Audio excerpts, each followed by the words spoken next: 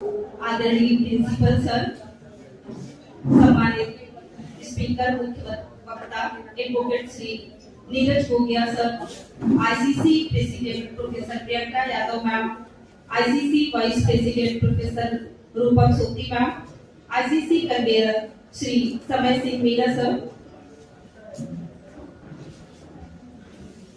आप सभी को मंच पर सादर आमंत्रित करते हैं।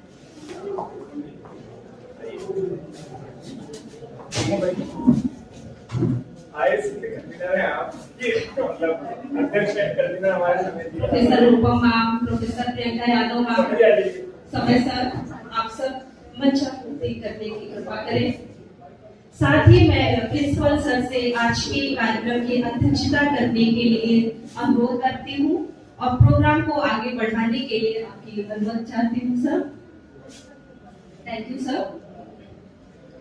हमारे देश में एक परंपरा है, किसी भी कार्य को शुरू करने से पहले हम ईश्वर का नाम लेते हैं, उनको नमन करते हैं, चलते हैं उसी परंपरा की ओर जो हमें अज्ञानता से ज्ञान की ओर ले जाती है।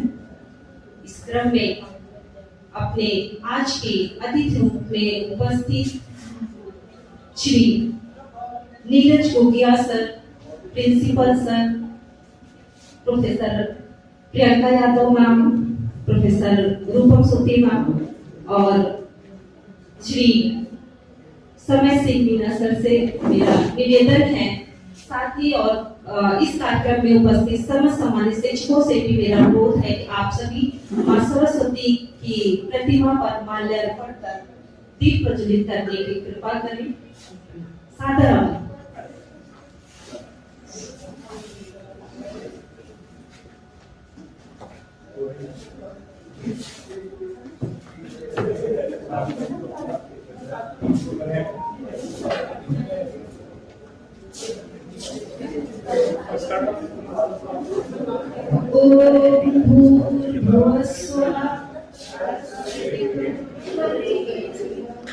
भर्गो देवस्य धीमहि धियो यो न प्रचोदयात्।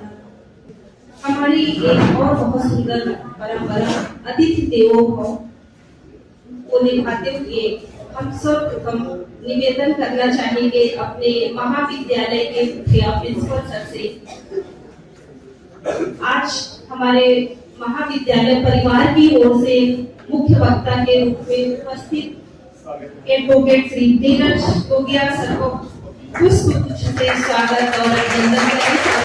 इस कार्यक्रम में उपस्थित सभी सम्मानित शिक्षकों का स्वागत और अभिनंदन, साथ ही हमारी छात्र छात्राओं का भी इस वर्कशॉप में स्वागत है। आप सब आज के कार्यक्रम से अत्यंत ही लाभान्वित होने वाले हैं। जैसा कि अभी बैनर पे भी आप लोग देख रहे होंगे कि आज हमारे महाविद्यालय में आईआईसी तथा पॉलिटिकल साइंस डिपार्टमेंट के संयुक्त तत्वाधान में इंटेलेक्चुअल प्रॉपर्टी राइट पर एक वन डे वर्कशॉप का आयोजन किया गया है। इस क्रम में मैं आईआईसी के बारे में संक्षिप्त जानकारी देने के लिए हमारे महाविद्यालय की बहुत ही सक्रिय कर्मठ प्रोफेसर प्रियंका यादव मैम को मैं मंच पर सादर आमंत्रित करती हूँ कि मैम आए और आप लोगों को आईआईसी के बारे में संक्षिप्त जानकारी करें। मैम सादर आमंत्रित।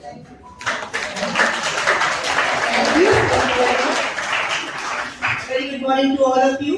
और जैसा मैम कह रही है संक्षिप्त में बिल्कुल संक्षिप्त ही दूंगी। Thank you very much to all of you for coming here. मैं आपको आईआईसी के बारे में बताती हूँ। द इंस्टीट्यूशंस इनोवेटिव काउंसिल, संस्थान नवाचार परिषद, is a flagship initiative launched by Ministry of Education, Government of India in 2018। शिक्षा मंत्रालय द्वारा शुरू की गई पहल है ये। तो what exactly is IIC? IIC is a bridge between student classroom theory and the real world market। ये एक पुल की तरह काम करने वाली चीज है जो आपकी क्लासरूम की टीचिंग और जो वास्तविक दुनिया या बाजार में अप्लाई होने वाली चीज रहेगी। The core objective is to shift the mindset of students from job seekers to job creators। हम चाहते हैं, इसका कोर ऑब्जेक्टिव जो बनाया गया है कि आप नौकरी ढूंढने की जगह नौकरी क्रिएट करने वाले, नौकरी बनाने वाले, नौकरी देने वाले एंटरप्रेन्योर बनाना चाहते हैं आप, कि आप उसकी तैयारी करें। The functions of IIC, it does not just exist on paper, it operates through a structural annual calendar of activities like hackathons and competitions. केवल और केवल कागजी बातें नहीं रहेगी ये, इसका एक बहुत ही स्ट्रक्चर्ड हमारे पास कमेटी भी है जिससे मैं आपको इंट्रोड्यूस करवाऊंगी, और बहुत सारे कार्यक्रम हैं जो इसमें करवाए जाएंगे। जैसे सबसे पहला हम कह रहे हैं hackathons and competitions. It's like स्थानीय और राष्ट्रीय स्तर पर विचार प्रतियोगिता। आपके पास बहुत सारे आइडियाज हो सकते हैं, तो आपके आइडियाज और आईआईसी की मदद और सरकार की सपोर्ट के द्वारा जो आपके दिमाग में केवल और केवल अभी विचार हैं, उनको हम कंक्रीट रूप में, वास्तविक रूप में सामने लेके आ सकते हैं, जो कि एक बहुत अच्छी और बहुत नई पहल हो सकती है किसी भी काम को शुरू करने के लिए। आइडियाज इस उम्र में अंश और सारे बच्चों के पास होते हैं। It's just that a matter of confidence कि आपको ये लगता होगा कि हो सकता है मेरा बकवास हो, हैरान, मैं कैसे बताऊं, बट प्लीज फील फ्री। आप आइडियाज लेके आए, अच्छा बुरा, कंक्रीट नॉट कंक्रीट, हम मिलकर डिसाइड करेंगे और उसके ऊपर काम करेंगे।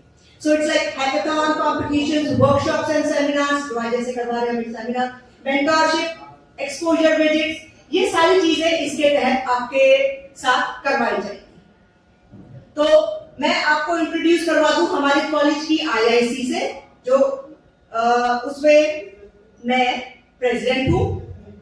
प्रोफेसर रूपम सोती vice president, mister Samay Singh Meena political science विभाग कन्वीनर है।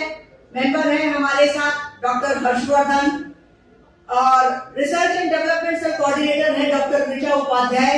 आई डोंट नो, दिखने नहीं है मुझे, आई तो है पर शायद यहाँ तक नहीं पहुंची। प्रगति जी है एनआईएल कोऑर्डिनेटर। सोशल मीडिया कोऑर्डिनेटर है मिस्टर सूर्य प्रकाश, अपना काम बखूबी निभा रहे हैं, आज भी जो है लाइव रिकॉर्डिंग हमारी चल रही है। शैलेंद्र जी मेंबर है, किसी कारणवश स्वास्थ्य सही नहीं होने के कारण नहीं आ पाए हैं। आईपीआर एक्टिविटी कोऑर्डिनेटर है मनोज पटेल, अपना काम बखूबी निभाते हुए। इनोवेटिव एक्टिविटी कोऑर्डिनेटर है Kriti Jain. Startup coordinator doctor Rajneesh Kumar. Member Ajay Garg, doctor Ajay Garg. Member है mister Kapil Mehsala. Internship activity coordinator है डॉक्टर मीनाक्षी सहारन।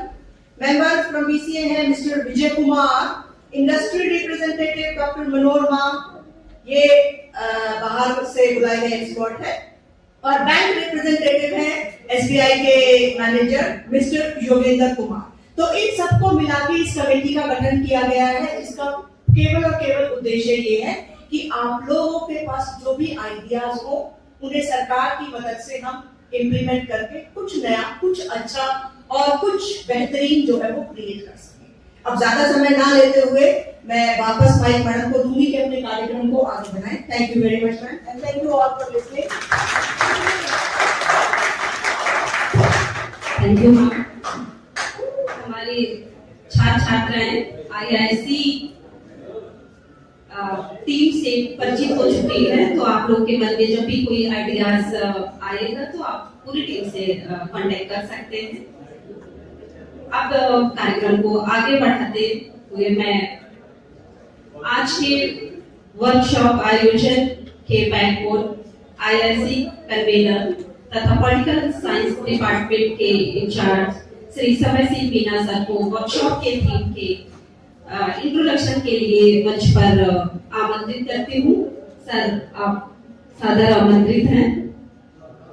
अभी आपने आईआईसी टीम के बारे में जाना, लेकिन आज की जो वर्कशॉप की थीम है इसके इंट्रोडक्शन के बारे में आप समय सर से आप जानकारी प्राप्त करेंगे। सादर। Thank you so much, Professor. Respected Principal Sir, our esteemed resource person, Sri Neeraj Mugen, my senior colleagues, respected faculty members, and my dear students. First of all, a very good morning to all of you. मैं समय सिंह मीना आप सभी का इस workshop में हार्दिक स्वागत करता हूँ आईआईसी के बिहाफ पर। थैंक यू इंग्लिश मैडम, आपने मुझे आज की इस वर्कशॉप के थीम को इंट्रोड्यूस करने जैसी महत्वपूर्ण जिम्मेदारी दी, उसके लिए मैं आपका आभारी हूँ। जैसा कि हम सभी जानते हैं कि किसी भी राष्ट्र या किसी भी समाज का विकास जो है वो बहुत हद तक नवीन विचारों पर निर्भर करता है। आइडियाज की बात, इनोवेशन की बात, जैसा कि आईआईसी के बारे में बताते हुए ने की थी। तो आज के इस डिजिटल और टेक्नोलॉजी ड्रिवन एरा में आइडियाज जो है वो बहुत ज्यादा इम्पोर्टेंट होता है, बहुत ज्यादा इम्पोर्टेंट। फॉर एग्जाम्पल, आप में से ही किसी का रिसर्च आइडिया हो सकता है, कोई स्कॉलरली वर्क हो सकता है, या फिर किसी तरह का कोई नॉवल स्टार्टअप आइडिया हो सकता है। ये सभी जो है वो अपने आप में इस देश की, इस राष्ट्र की नॉलेज ड्रिवन इकोनॉमी के लिए एसेट के रूप में काम करते हैं। लेकिन जाहिर तौर पर जो आइडियाज हैं, इनोवेशन है और क्रिएटिविटी है, आज की डेट में हाईली वैल्यूएबल जो है वो एसेट्स हो गए हैं। लेकिन ये एसेट्स अपनी रियल वैल्यू और इसके साथ साथ अपनी जो उनको जो प्रोटेक्शन है वो इनको तभी मिलती है जब इनके प्रोटेक्शन के लिए, इनको सेफगार्ड करने के लिए कुछ रूल्स हो, कुछ रेगुलेशंस हो, और यहीं पर एंट्री होती है इंटेलेक्चुअल प्रॉपर्टी राइट्स। साधारण शब्दों में अगर हम कहें तो इंटेलेक्चुअल प्रॉपर्टी राइट्स वे अधिकार हैं जो किसी भी विचार, रचना, वस्तु आदि के सृजक या क्रिएटर को अपने विचार को संरक्षित रखने और उसका व्यावसायिक उपयोग करने का अधिकार या हक देते हैं। हम में से अधिकांश के पास ज्यादातर बहुत ब्रिलियंट आइडियाज होते हैं, लेकिन अक्सर हमें ये नहीं पता होता कि उन आइडियाज को किस तरह से आगे बढ़ाया जाए, या कभी उनका इन्फ्रिंजमेंट हो तो उनको किस तरह से प्रोटेक्ट किया जाए। आज की ये वर्कशॉप हम कोशिश करेंगे कि इसी ये जो गैप है, इस गैप को एड्रेस करने का काम। इस वर्कशॉप के माध्यम से हम जानेंगे कि आईपीआर के संबंध में जो विभिन्न आईपीआर हैं जैसे कॉपीराइट, ट्रेडमार्क, पेटेंट, इनके संबंध में किस तरह के रूल्स हमारे पास है, हमारे टीम में है, और अगर उनका कोई इन्फ्रिंजमेंट होता है तो जुडिशियरी जो है वो किस तरह से उनको इंटरप्रेट करती है। जहाँ रूल्स वाला एस्पेक्ट जो आप देख रहे हैं आज की इस वर्कशॉप का थीम है, उसमें दो कीवर्ड है, rules and judgments. Rules IPR के थ्योरेटिकल एस्पेक्ट से डील करेंगे, जबकि जजमेंट्स का जब एग्जांपल देंगे हमारे जो एस्टीम्ड रिसोर्स पर्सन है उन्होंने बहुत सारी केस स्टडी, बहुत सारी जजमेंट्स जो है वो अपनी प्रेजेंटेशन में शामिल की है। जजमेंट्स के थ्रू हम ये समझने की कोशिश करेंगे कि इंडियन जुडिशियरी ने किस तरह से उसके उन इंटेलेक्चुअल प्रॉपर्टी राइट्स को इंटरप्रेट किया है, उस थ्योरी जो थ्योरेटिकल एस्पेक्ट है, जो लीगल एस्पेक्ट है उन रूल्स का, उसको किस तरह से इंटरप्रेट किया है और पब्लिक इंटरेस्ट के साथ उसको बैलेंस करने का काम किया है। मैं सिर्फ उम्मीद नहीं करता, मैं ये विश्वास भी करता हूँ कि आज जो हमारे एस्टीम्ड रिसोर्स पर्सन है वो इस थीम को, इस टॉपिक को बहुत ही इंटरेस्टिंग तरीके से आप सबको समझाने में सक्सेसफुल रहेंगे। और इसी के साथ मैं अपने विचारों को यही विराम देता हूँ और इस वर्कशॉप की सफलता की कामना करता हूँ। Thank you sir. Thank you sir. आपके उद्बोधन के माध्यम से निश्चित रूप से हमारी छात्र छात्राएं, वर्कशॉप के जो प्रतिभागी हैं, निश्चित रूप से जिज्ञासु हो गए होंगे आज के टॉपिक के बारे में हमारे मुख्य वक्ता से सुनने के लिए। आज के वर्कशॉप में हमारे बीच रिसोर्स पर्सन के रूप में advocate mister Neeraj Gogia sir उपस्थित हैं। आपको लिटिगेशन में लगभग 22 इयर्स का लंबा एक्सपीरियंस है। आप बहुमुखी प्रतिभा के धनी हैं। एडवोकेट के साथ साथ आप स्पीकर, ब्लॉगर, सर्टिफाइड मीडिएटर एवं मोटिवेटर हैं। आपके द्वारा स्थापित गोगिया लिटिगेशन ग्रुप एक वर्सेटाइल लॉ फर्म है जिसमें family law, criminal law, civil law, banking law तथा इंटेलेक्चुअल प्रॉपर्टी लॉ के बारे में विशिष्टता प्राप्त है। मिस्टर नीरज गोगिया सर ने gogia.in नाम से एक ब्लॉग शुरू किया है जो समाज के जरूरतमंद और पिछड़े तबके के लोगों में उम्मीद जगाने का कार्य किया है। निश्चित रूप से सर आप बेहतर समाज बनाने के लिए प्रतिबद्ध हैं। तो मैं निवेदन करती हूँ नीरज गोगिया सर से कि आप अपने ओजस्वी ज्ञानवर्धक उद्बोधन से हम सभी शिक्षकों को, हम सभी प्रतिभागियों को, हमारे छात्र छात्राओं को लाभान्वित करने की कृपा करें। बच्चों जोरदार करतल ध्वनि से सरकार स्वागत और अभिनंदन करेंगे। सर आप सादर आमंत्रित आपको सुनने के लिए सभी निकलेंगे।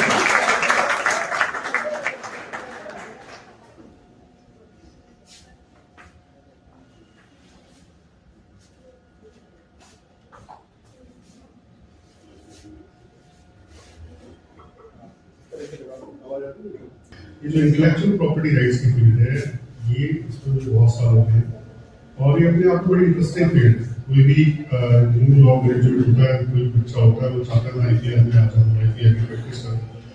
जब मैंने शुरू किया था 2003 में, तो आपको ना दिल्ली में सिर्फ 11 या 12 IPR के एडवोकेट्स थे, IPR इंटेलेक्चुअल प्रॉपर्टी राइट्स। एक और मैं इसमें स्टार्ट करने से पहले की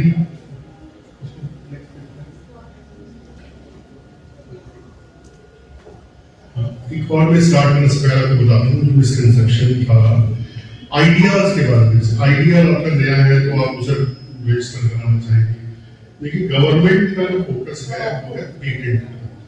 पेटेंट होता है प्रोसेस जो आपने रजिस्टर कराना है। पेटेंट मोस्टली मशीन से होता है। जैसे मान लो फॉर एग्जाम्पल कोई क्रीम है, ब्यूटी क्रीम है, जिसमें चेहरा आपका खूबसूरत दिखेगा या चेहरा आपका साफ हो जाएगा, काला रंग चला जाएगा, जो कि फेयर एंड लवली है।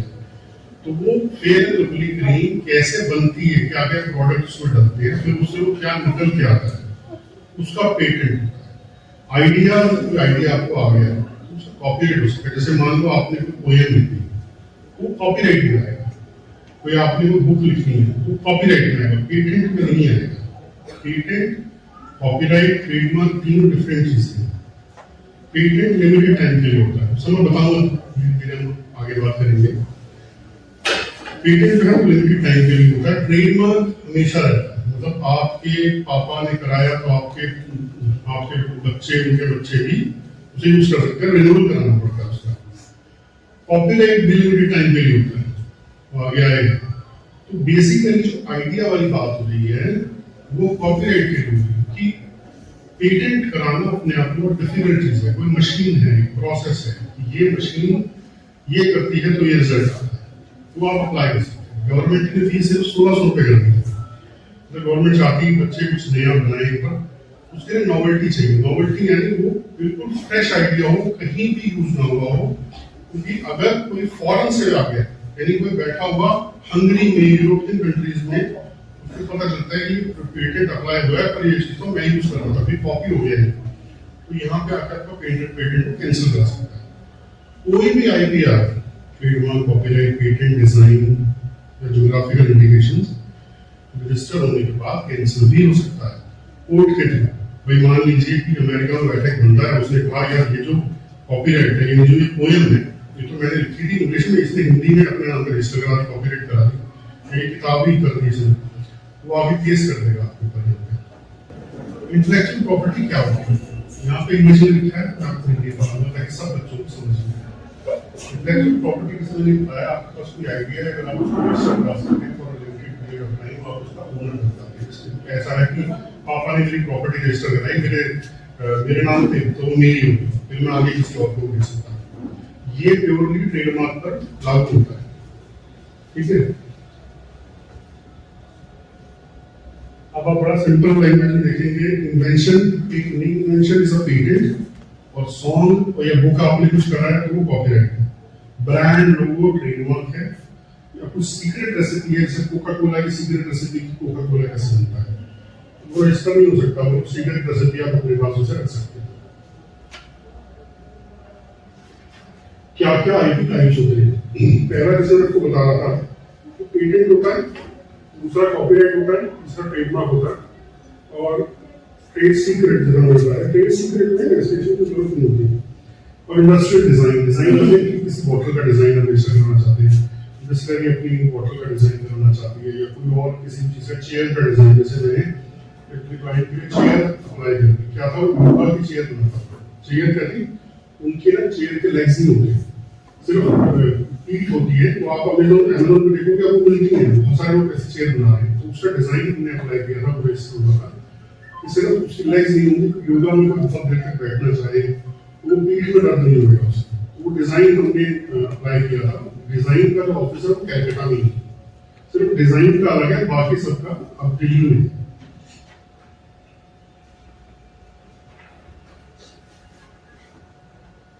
फॉर अ लेमैन, अब आपको बिग फोर्स होते हैं जिन्हें हम कहते हैं patent, copyright, trademark and license, ये मेन कैटेगरी है। डिजाइन और ज्योग्राफिकल इंडिकेशंस को उतना नहीं बोला जाता है। डिजाइन एक्ट में तो उनकी डिजाइन एक्ट इतना स्ट्रॉन्ग नहीं है। ट्रेडमार्क एक्ट और पेटेंट एक्ट स्ट्रॉन्ग है, कॉपीराइट एक्ट और स्ट्रॉन्ग है।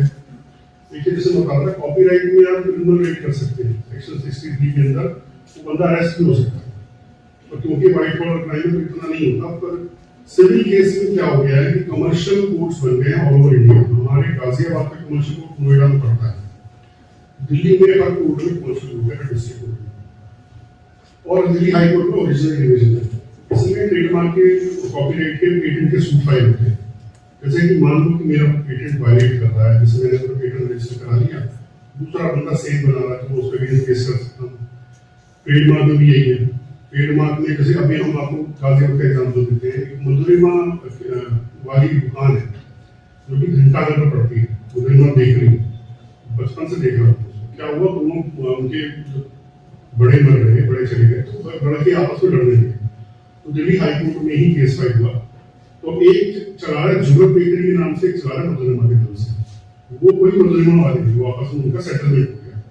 मोस्टली केसेस सेटल होते हैं ट्रेडमार्क की परीक्षा। एक बात और है कि दिल्ली हाईकोर्ट हब है all over India. Bombay high court को उतनी नॉलेज नहीं है, कैलकाटा को उतनी नॉलेज नहीं है, जिसका वो दिक्कत आएगी वो दिल्ली हाईकोर्ट आएगा। एक और जो बड़ी डेवलपमेंट हो रही है आईपीआर में, वो रही पर्सनैलिटी राइट्स की। शुरू करी थी अनिल कपूर जी ने।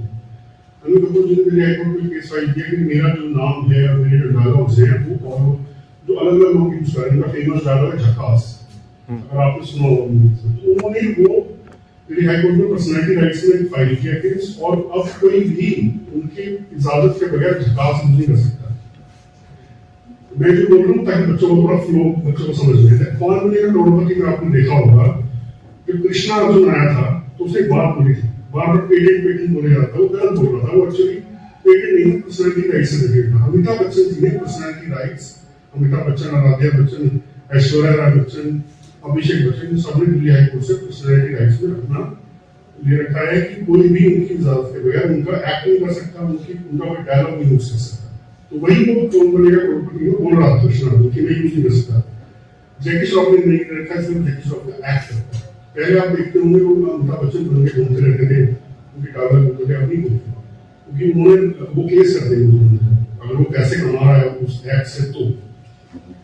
तो ये पर्सनैलिटी राइट्स नया डेवलप हुआ है साउथ इंडियन स्टार में। नागार्जुन साउथ इंडियन स्टार है, वो कहाँ है, दिल्ली हाईकोर्ट आया अपनी पर्सनैलिटी राइट्स के लिए। उसने अपने मद्रास में नहीं फाइल किया, वो दिल्ली हाईकोर्ट हब है किसी भी तरह के आईपीआर के केसेस का।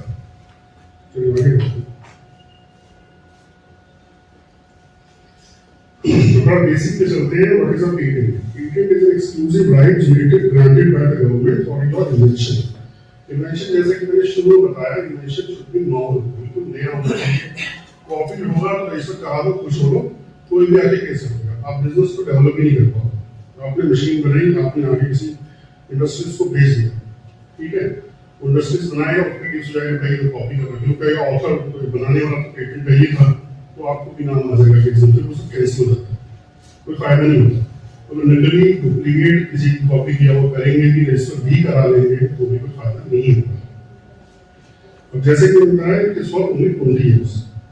अब मैं एक एग्जांपल और देता हूँ कि हमारे क्लाइंट पे एक बड़ी कंपनी है, इंटरनेशनल कंपनी है, जो स्टोन क्रशर्स होते हैं वो बनाते हैं। तो उसने अगर कॉपी करा तो उसके ऊपर केस कर दिया पेटेंट का, दिल्ली हाईकोर्ट में, स्टोन क्रशिंग मशीन। मैंने रिसर्च करा, बिना रिसर्च के कुछ नहीं करना सीखना है, ये की वो है रिसर्च। तो रिसर्च करा तो मैंने देखा उनका तो केस फाइल होने से 1 महीना पहले एक्सपायर हो चुका है, 20 ईयर्स हो चुके हैं। तो हमने बात बोली जज साहब को कि भाई ये तो 20 ईयर्स हो चुके हैं, तब उन्होंने नहीं माना, क्योंकि मोस्टली जो है मल्टीनेशनल्स को फेवर किया जाता है और ये नहीं दिखाया जाता, ये नहीं दिखाना चाहते कि भाई हम लोग इन्फ्रिंजर्स को कर रहे हैं, मतलब डुप्लीकेट बनाने वाले को सपोर्ट कर रहे हैं। पर उससे फायदा ये हुआ, उसके ऊपर पेनल्टी नहीं लगी, क्योंकि उनका एक्सपायर हो चुका था, लीगली तो वो फाइल ही नहीं कर सकते थे केस, क्योंकि वो बना रहे हैं, गुडविल होती है, उन्होंने एक्सपेंस किया है, प्रसाद मशीन बनाने, स्टोन क्रशिंग मशीन, बहुत बड़े 20-25 करोड़ की आती है, तो उसको कॉपी कर रहा है, उसके पार्ट्स कॉपी कर रहा है, तो गलत ही कर रहा था।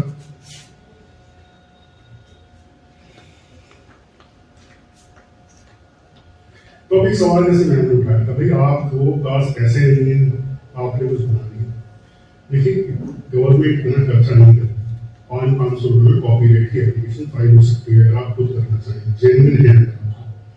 1600 रुपये में पेटेंट हो सकता है, पर इसमें क्या होता है, पेटेंट एजेंट को साइन चाहिए होते हैं। पेटेंट एजेंट जो एक प्रॉपर एग्जाम होता है, मोस्टली आजकल लेडीज बहुत आ रही है पेटेंट एजेंट बनने के। जैसे मान लीजिए कि आप एक साइंस ग्रेजुएट होना जरूरी है, आपको बीएससी, बी फार्मा, बीटेक ये सब होना जरूरी है, आपका साइंस बैकग्राउंड होना जरूरी है, तब आप पेटेंट एजेंट बन सकते हैं। उसके लिए लॉयर होना जरूरी नहीं है।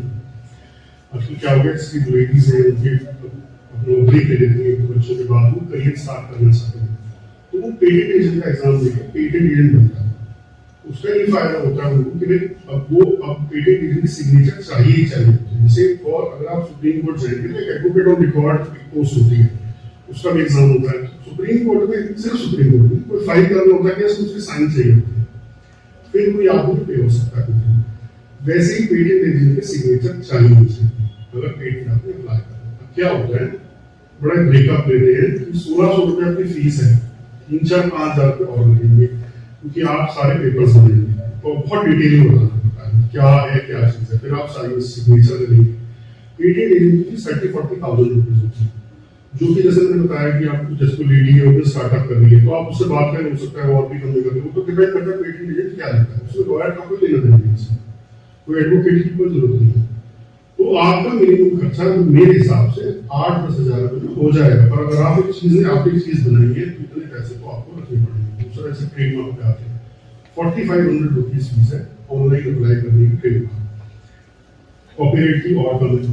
तो क्या हो गया, सब कुछ ऑनलाइन हो गया है। ऑनलाइन आप करें, क्लास 3 का डिजिटल सिग्नेचर चाहिए होता है, जो जैसे मेरे पास भी है, मैं ट्रेडमार्क ऑनलाइन अप्लाई करता हूँ, सब ऑनलाइन अप्लाई करता है। कोई नहीं चाहता द्वारका पूरा दिन वेस्ट होता है, लाइन में भी लगना पड़ सकता है।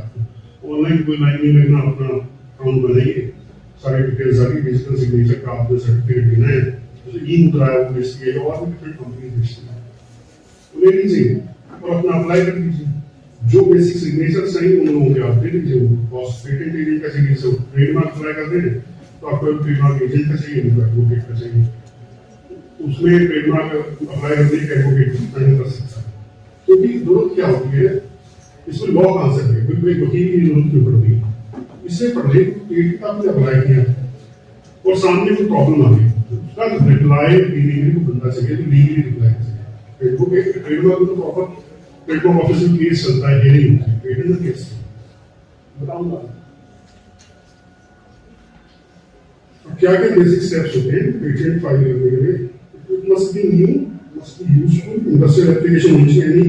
जैसे आप बताएं, आप बोले कि मैंने ऐसा नलका बनाया जिसमें पानी आता है, भाई नलके में उसको पानी आते नहीं, तो उसका इंडस्ट्रियल एप्लीकेशन तो कुछ हो नहीं सकता।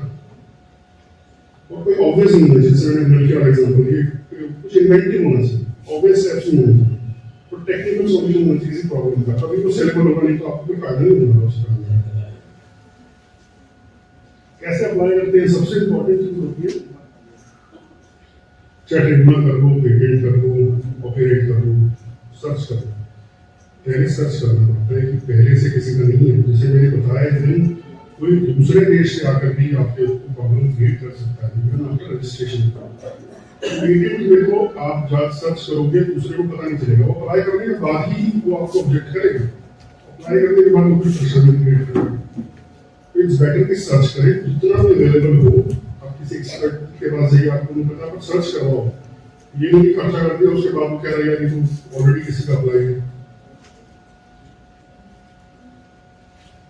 क्या है, पेटेंट डॉक्यूमेंट्स प्रिपेयर करने के क्या कर सकते हैं, clear description of invention, brief summary, background of invention की क्या मैंने सोचा, क्या हुआ, पूरी कहानी करनी है, कुछ छुपाना नहीं है।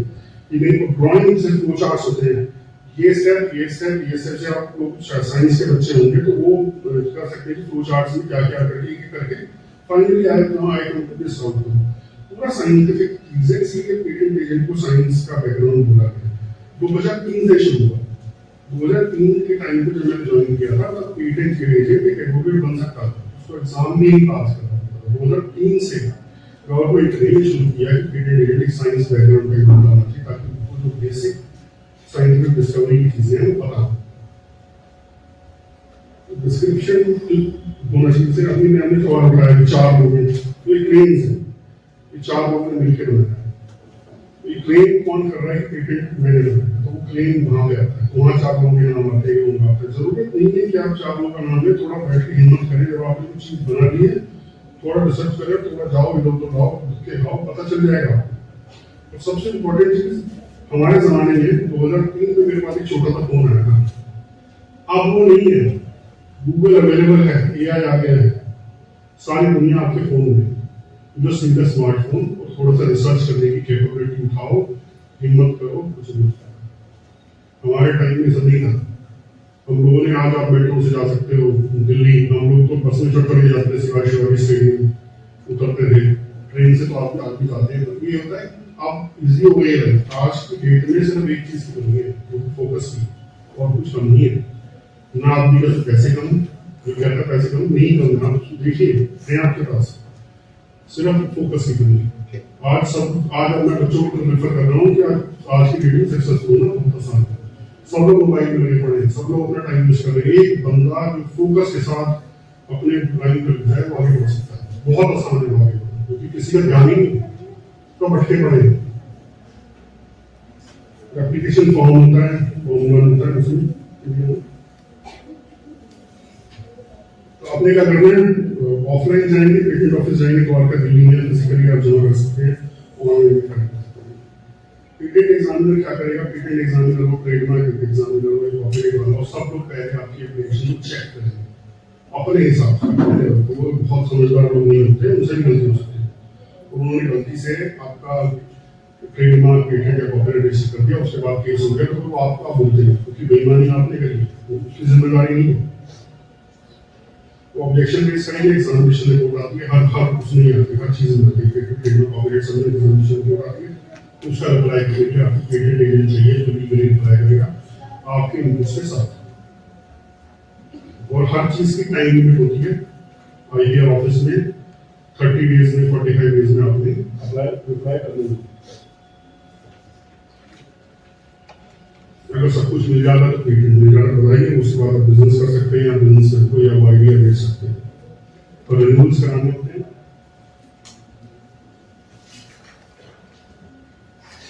ऑनलाइन फाइलिंग कैसे होती है?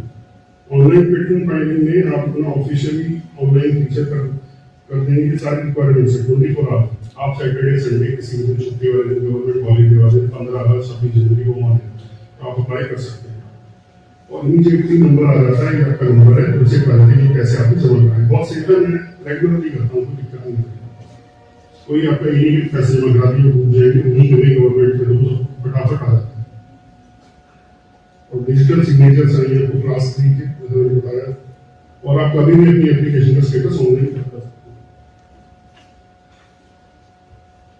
कैसे ऑनलाइन फाइल करने के हर चीज के लिए रेडियो कॉपीराइट सबके लिए अपना अकाउंट क्रिएट करो, सारे डॉक्यूमेंट्स पीडीएफ फॉर्मेट में, सिग्नेचर कराने के बाद पेटेंट एजेंट के या ट्रेडमार्क लॉयर के सिग्नेचर कराने के बाद, क्लास 3 का सिग्नेचर लेने के बाद, सारे फॉर्म फिल करने के बाद डॉक्यूमेंट्स आप अपलोड करो, पैसे भरो और उसी टाइम आपको रिसीव करो।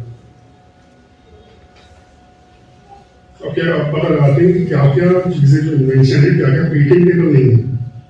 Reacts patentable subject matter, fails the novelty test, fails the inventive step, not industrially applicable. Against public order to morality, इसकी बात नहीं है। कोई भी आप जिसमें पब्लिक का नुकसान हो, अब आप बम बनाने का पेटेंट नहीं कर सकते, और कोई गलत हो, कोई गलत उद्देश्य से किया है वो नहीं हो सकता।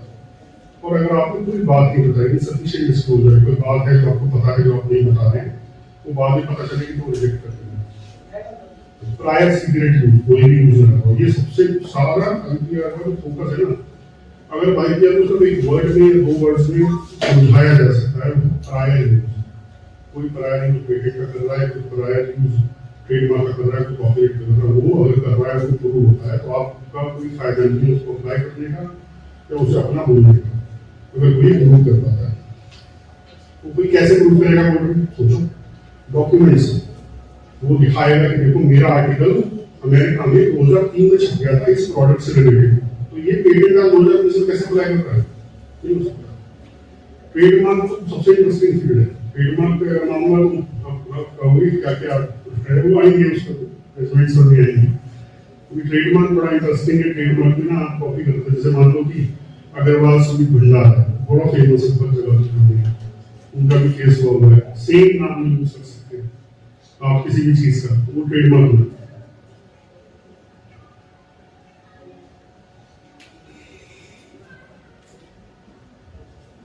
What is a trademark? Trademark का आयन, ट्रेडमार्क कोई भी यूनिक सिंबल, वर्ड, फ्रेज, लोगो कॉम्बिनेशन होता है, आपकी ब्रांड की आइडेंटिटी होती है।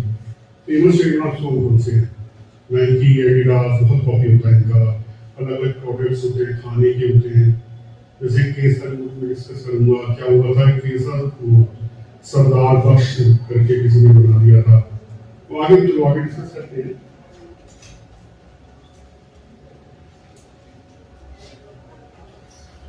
Why registered trademark?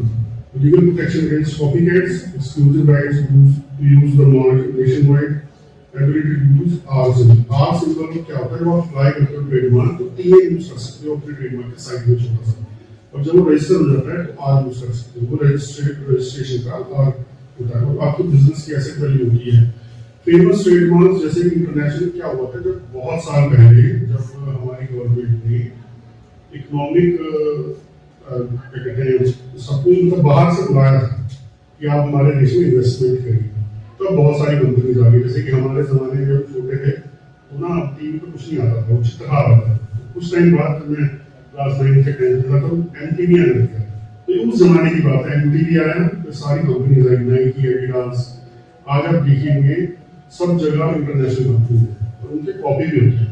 जैसे मैं जब बहुत साल पहले बात हूँ, क्या था, नोकिया की अगरबत्ती आती थी तो वो बाद में साइकिल पे मिलती थी। अब उसमें क्या होता है, 45 क्लासेस होती है, 45 क्लासेस से आपकी काफी क्लास होती है। वैसे 45 प्रोडक्ट की कैटेगरीज है, ये प्रोडक्ट इसमें हो सकता है। जैसे फॉर एजुकेशनल पर्पसेस क्लास 41 है, वैसे ही ना अगरबत्ती की क्लास डिफरेंट है, मोबाइल की डिफरेंट है, तो वो अगरबत्ती बेच रहा था जैसे कोई उसको रोक नहीं सकता था। ये जो उदाहरण की सच्ची बात है।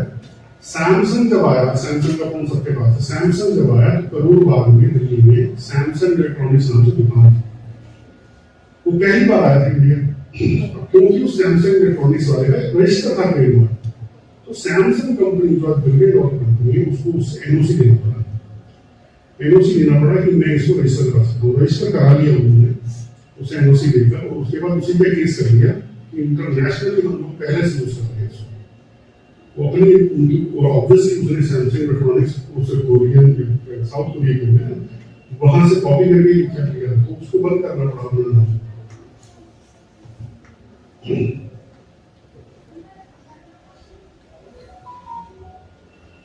स्टेप बाय स्टेप हम चलते हैं। सबसे इंपॉर्टेंट से मैंने बताया वो है कि पहले आप चेक करो कि किसी और का तो नहीं हुआ है। ये डोमेन में भी होता है, डोमेन को मैंने इंक्लूड नहीं है, डोमेन को आपको अलग अलग बताता हूँ। मेरे पास भी 20-22 डोमेन थे, मैं इंटरेस्टिंग बात बताऊँ, मैंने रिसर्च करा, डोमेन रजिस्टर कराई .com, मेरा फेवरेट नाम वो करता था, क्योंकि मैं चाहता हूँ ये ऐसा अपने लॉ फर्म का ऐसा ब्रांड बनाऊँ जो यूनिक। तो मैंने बहुत सारे डोमेन रजिस्टर कराए, तो जब उन्होंने रिन्यू नहीं करा तो एक्सपायर हो गए, तो आज वो सारे के सारे वो .com दूसरे किसी विदेशी जो बेचते हैं उन लोगों ने करा दिए, वो उनको आप पेमेंट करके ही ले सकते हैं, अगर वो फ्री थे। तो डोमेन का भी होता है, डोमेन में मैंने वहाँ काम किया है, national internet exchange of India NIXI कहते हैं, वो बहुत साल पहले आए थे, 2007-8 में स्टार्ट हुआ था। अगर डोमेन डिस्प्यूट्स हैं तो वहाँ पे यूज होता है, पर अब तो दिल्ली हाई कोर्ट में फाइल होते हैं। मान लीजिए एक एग्जाम्पल केसेस में भी आता है, एक लड़के ने सबसे पहला केस है वो डोमेन डिस्प्यूट का, याहू इंडिया उसने रजिस्टर करा दिया, तो याहू वाले गए अपना दिल्ली हाई कोर्ट, उसको ब्लॉक किया गया। आज भी बहुत ज्यादा ये होता है कि लोग सिमिलर करा देते हैं, रिलायंस का भी हुआ है, बहुत सारी कंपनी के आप डोमेन रजिस्टर करा देंगे, रिलायंस के आगे कुछ भी लगा के, रिलायंस गाजियाबाद, रिलायंस दादरी करके आप करा देंगे .com मिल जाएगा। तो रिलायंस वाले केस करते हैं, लोग फ्रॉड भी बहुत करते हैं, उनको और पेनल्टीज लगती हैं। तो डोमेन भी अपने आप में ट्रेडमार्क होता है। जैसे आपने मान लीजिए यूट्यूब चैनल आप कर रहे हैं, यूट्यूब चैनल आपने स्टार्ट कर दिया, स्टूडेंट एज अ प्रोफेशनल। तो आप क्या क्या चेक करोगे? आप वही आप तो नॉर्मल बंदे हो, तुम किसी लॉयर को या किसी को भी खर्चा करोगे, सबसे पहले आप चेक करोगे सेम नाम तो अवेलेबल नहीं है किसी का।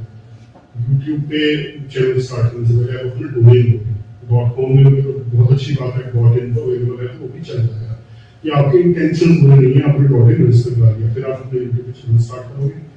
यूट्यूब वाले अगर कोई कहते हैं कि आप किसी को कॉपी कर रहे हो तो आपको अपना रिप्रेजेंटेशन रखना पड़ेगा। आपकी फाइल होती है, चाहे वो ट्विटर जिसे एक्स कहते हैं उसको भी फाइल होती है, ऐसी यूट्यूब पर भी होती है। तो आईपीआर सब जगह है। आईपीआर आपने सोशल मीडिया पे अपना इंस्टाग्राम अकाउंट बना लिया, किसी ने उस पर कंप्लेन कर दी भाई ये तो मेरा, तो इंस्टाग्राम वाले बंद कर देंगे, वैसे तो नहीं सुनते हैं, वो बात है, पर आपको बस अपना डिफेंस होना चाहिए। और इंस्टाग्राम में भी आप अपना .in करके कर सकते हो कि भाई आपके, ताकि सामने को पता चले इसका रजिस्टर है .in। आईपीआर सब जगह है। आपने इंस्टाग्राम पे अकाउंट बनाना है, यूट्यूब पे अकाउंट बनाना है, या किसी भी जगह बनाना है, सबसे पहले अपने डोमेन रजिस्टर कराओ। .com महंगा है, 1500-1700 सालाना, .in बहुत सस्ता है, .in कराओ। दूसरा आपको मैं आपको बड़ी बड़ी बेसिक बात बता रहा हूँ जो मैं करता हूँ, तो शायद मैं किसी को नहीं बताऊँ। दूसरा आपको जीमेल आईडी, जीमेल सबसे कॉमन है। जीमेल आईडी अगर उस डोमेन की अवेलेबल है या उस वर्ड की अवेलेबल है, जो भी आप यूज करना चाह रहे हो वो करो, बहुत अच्छा है। इसमें मैं बताता हूँ, मैंने ट्रेडमार्क की जीमेल आईडी बनाई पर डोमेन रजिस्टर नहीं कराया। डोमेन किसी और ने करा लिया, वो ट्रेडमार्क लगाया है, वो काम कर रहा है इंटरनेशनल। ईमेल मेरे पास आता है क्योंकि वो सेम जिसने डोमेन उसने करा रखा है, उसका जीमेल आईडी मेरे पास है। अब मैं लीगली उसका जवाब नहीं दे सकता, वो गलत होता, पर उसको प्रॉब्लम हो रही है ना, क्योंकि जीमेल आईडी मेरे पास है, वो जीमेल ही कॉमन है, बाकी सब कुछ और नहीं है। या मुझे सब जो आपका और भी है वो नहीं है, हर कोई मलेशियन लॉयर से मिलाता है तो वो भी जीमेल यूज कर रहे हैं, और ये जीमेल वर्ल्ड जीमेल यूज होता है। तो आपने क्या करना है, बेसिकली जीमेल अपना आईडी बनाओ। अगर आपको यूट्यूब पे चैनल बनाना है, इंस्टा पे आपको पैसे कमाने चाहते हो, क्योंकि आजकल सब देख रहे हैं, बच्चे सारे देख रहे हैं, Gmail domain then your account, ये आपने करना है। तो आप सेफ हो जाओगे। कल को आप पैसे नहीं कमाने लगे यूट्यूब से, एजुकेशनल पर्पस से, जो भी कर रहे हो, तो वो फायदा है। अब फ्री टूल है ट्रेडमार्क सर्च। ट्रेडमार्क से जब गूगल टाइप करोगे तो उनकी वेबसाइट आ जाती है। पहले बड़ा फ्री था, आजकल तो वो बहुत ज्यादा कोई भी कर देता है। बहुत प्रॉब्लम्स आ गई है, तो सब आईपीआर और आईपीआर वाले वर्ड्स ने सबने कहा है थोड़ा सा सर्टिफिकेट बनाना है, पर ट्रेडमार्क सर्च आप इजीली आगे कर सकते हैं। क्लासेस जैसे मैंने बताया 45 क्लासेस है, उसका एग्जांपल इसमें स्लाइड में दिया हुआ है। क्लास 25 क्लोथिंग के लिए कपड़े, कोई कपड़े का ब्रांड शो करना चाहे, फुटवेयर का। क्लास 25 क्लास 9 सॉफ्टवेयर के लिए, और जैसे बताया एजुकेशनल पर्पसेस के लिए क्लास 41 है। पूरा हो गई 45 क्लासेस है। आप डॉक्यूमेंट्स कैसे प्रिपेयर करेंगे? किसी अटर्नी के थ्रू करना पड़ेगा। अटर्नी लॉयर की पोस्ट में होते हैं, ट्रेडमार्क में तो अलाउ है। सॉफ्ट कॉपी ऑनलाइन अप्लाई कर दीजिए। लोगों या वर्ड मार्क एक बड़ा इंटरेस्टिंग है, जब मैंने वीडियो बनाया, अब स्मेल ट्रेडमार्क रजिस्टर हो रहा है। आपको इंटरेस्ट आता है कि मेरी फिगर तो मेरे पास बहुत कुछ और भी है इसके अलावा कहने के लिए है। स्मेल ट्रेडमार्क रजिस्टर हो चुका है, परफ्यूम की स्मेल रजिस्टर हो चुकी है पहली बार इंडिया में। वर्ल्ड में हो चुकी है ऑलरेडी, इंडिया में पहली बार स्मेल ट्रेडमार्क रजिस्टर हुआ है। यानी आप जो स्मेल है देख ही नहीं सकते, वो भी रजिस्टर हो गया। तो हम लोग बहुत ज्यादा एक्सपैंड कर रहे हैं इस फील्ड में। स्मेल को स्पेसिफाई कैसे कर सकते हैं? बहुत अच्छा सवाल है सर। 3 आईआईटी के प्रोफेसर आए, उन लोगों ने स्मेल का एक डायग्राम बनाया और वो सबमिट हुआ आईपीआर के हेड में, जो बेसिक हेड है। उन्होंने वो देखा कि भाई अच्छा इसका डायग्राम बना के उन्होंने स्मेल का बना लिखी, रोज और ये मिलाया, ऐसे करा तो ये स्मेल अब बन गई और वो रजिस्टर हो गया सर। ऑर्डर भी मेरे पास है, तो अगर मुझे अपना उनको मैं भेज दूंगा तो ऑर्डर ऑफ प्रॉपर्टीज है। तो ये बड़ी इंटरेस्टिंग बात है। तो ये वेबसाइट है, जो आप टाइप करेंगे गूगल पे तो आ जाएगी। जैसे कि मैंने बताया क्लास की का डिजिटल सर्टिफिकेट चाहिए, ऑनलाइन अप्लाई करो, सारी डिटेल्स आप एप्लीकेट करनी है, एड्रेस, ट्रेडमार्क रिप्रेजेंटेशन, क्लास 45 होती है इसको। और दूसरा एक पॉइंट आता है वेदर मार्क इज यूज्ड और प्रपोज टू बी यूज्ड। ये इंपॉर्टेंट है कि आपका मार्क नया है तो उसे प्रपोज टू बी यूज आएगा। अगर आप जैसे मान लो आपके दादाजी एक दुकान चला रहे हैं, उसका नाम था कोई मिष्ठान भंडारी, कोई फैक्ट्री चला रहे थे, उसका ट्रेडमार्क आपने नहीं कराया था दादाजी ने, तो आप करना चाहते हैं तो आप अपनी दादाजी के टाइम की इनवॉइसेस, रेंट एग्रीमेंट के कोई भी डॉक्यूमेंट जो दादाजी यूज करते थे वो यूजर एफिडेविट डालकर आप अपना उसमें कह सकते हैं कि मैं 1978 से दादाजी स्टेट को यूज कर रहे थे, देखो ये डॉक्यूमेंट्स हैं, मैं आज इसे यूज कर रहा हूँ, ये हमारा बिजनेस है, सारी डिटेल है एक एफिडेविट में फाइल कर सकते हैं।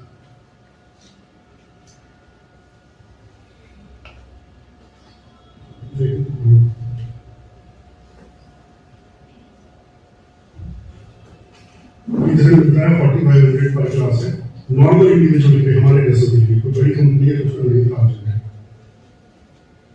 और डिस्काउंट ये मिल रहा है कि आप फिजिकली जाओगे 5000 है तो 500 रुपए का डिस्काउंट गवर्नमेंट। ये है टाइमलाइन ट्रीटमेंट प्रोसेस। वो क्या आपका 1.5-2 साल लगता है, ज्यादा भी हो सकता है। कोविड के ऊपर जल्दी काम करेंगे तो बहुत जल्दी रजिस्टर हो जाएगा, फाइलिंग करेंगे 1-2 दिन में एप्लीकेशन नंबर आ जाएगा, फिर एग्जामिनेशन जो करता है एग्जामिनर एग्जामिनेशन करेगा, देखेगा कोई दिक्कत तो नहीं है, दिक्कत है तो हियरिंग भी होती है, प्रॉपर डॉक्यूमेंट सबमिट करने पड़ते हैं। अगर ये सब नहीं हुआ तो पब्लिश हो जाएगा, trademark journal all over India publish होता है। पहले होता था हार्ड कॉपी में, नोटिस कॉपी सकती है, पीडीएफ में होता है, वो उसमें कोई भी सर्च कर सकता है, ऑल ओवर इंडिया तो ऑल ओवर वर्ल्ड में रह सकते हैं, वो सर्च करेगा भाई ये ट्रेडमार्क पब्लिश हो चुका है और मुझे ऑब्जेक्शन करना नहीं करना, भाई क्या होता है ऑपोजिशन फाइल कर सकते हैं कि भाई ये ट्रेडमार्क तो मेरा है, इसका जर्नल में छप गया है, इसका रजिस्टर नहीं होना चाहिए, तो फिर प्रॉपर केस चलता है, फिर एविडेंस सबमिट होते हैं, वो सब हियरिंग होती है हियरिंग ऑफिसर के पास, ट्रेडमार्क ऑफिस में द्वारका में, सब ऑनलाइन हियरिंग में ऑनलाइन। बॉम्बे में बैठकर आप कर सकते हैं, आराम से दिल्ली में अपील हो सकते हैं।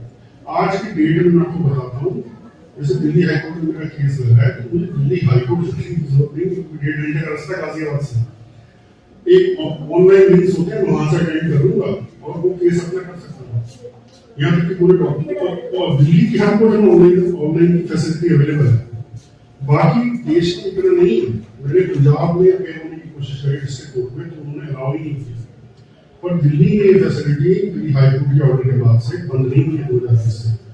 कोई भी देश में किसी को बैठ कर लिंक क्लिक करके अपील हो सकता है। ये और बात है, डिस्ट्रिक्ट कोर्ट उसको प्रोत्साहित नहीं करते, उसको नहीं कहते भाई आप तो चाहते मेरे सामने बंदा खड़ा, पर दिल्ली हाईकोर्ट कुछ नहीं कहता, पूरी बात आपकी सुनते हैं, अगर कोई दिक्कत होती है वो सब कुछ हो सकता है। अब यह है कि आपकी वॉइस क्लियर हो, आप प्रॉपरली दिखो, प्रॉपरली प्रेजेंटेबल उसमें देखो, ड्रेस में रहो, तो ये इम्पोर्टेंट है। अभी कई केसेस हुए थे पर लॉयर्स को वो सजा नहीं देते, जैसे कोई पार्क में अपेयर हो रहा है, गाड़ी में अपेयर हो रहा है तो उसको मना किया है कि प्रॉपरली ऑफिस में बैठ के अपेयर हो, अपने ड्रेस को प्रॉपर पहनो। तो ये है ऑपोजिशन पीरियड जिसके बात कर रहा था। ऑपोजिशन कोई भी फाइल कर सकता है all over India trademark journal में छपने के बाद, तो केस चलता है और ऑपोजिशन में बंदा जीत जाता है, ऑपोजिशन नहीं आती है तो रजिस्टर हो जाता है, रजिस्ट्रेशन सर्टिफिकेट आ जाता है, वो आपके लॉयर के पास आ जाएगा या आपका एजेंट जो भी होगा उसके पास ऑनलाइन आ जाएगा, उसका प्रिंट आउट निकालो और वो आपका हो गया। अब आता है कॉपीराइट।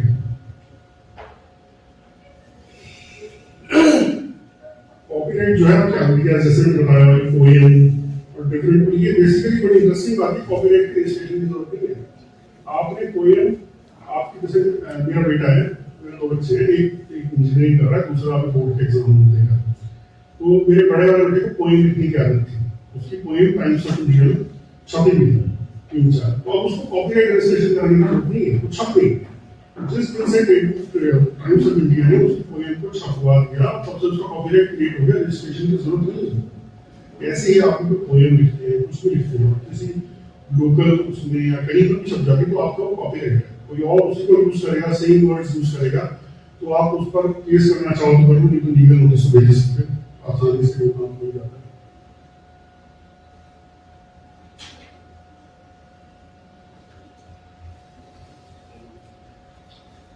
क्या क्या जैसे मैंने बताया, books, article, poems, songs, mostly copyright movie वाले ये लोग बहुत कराते हैं, क्योंकि मूवी जितने भी राइटर्स होते हैं, जितने भी फिल्म राइटर्स होते हैं, films, videos, documentaries, painting, drawing, sculpture, software code, mobile applications, photograph, ये सब चीजें हैं, डेटाबेस।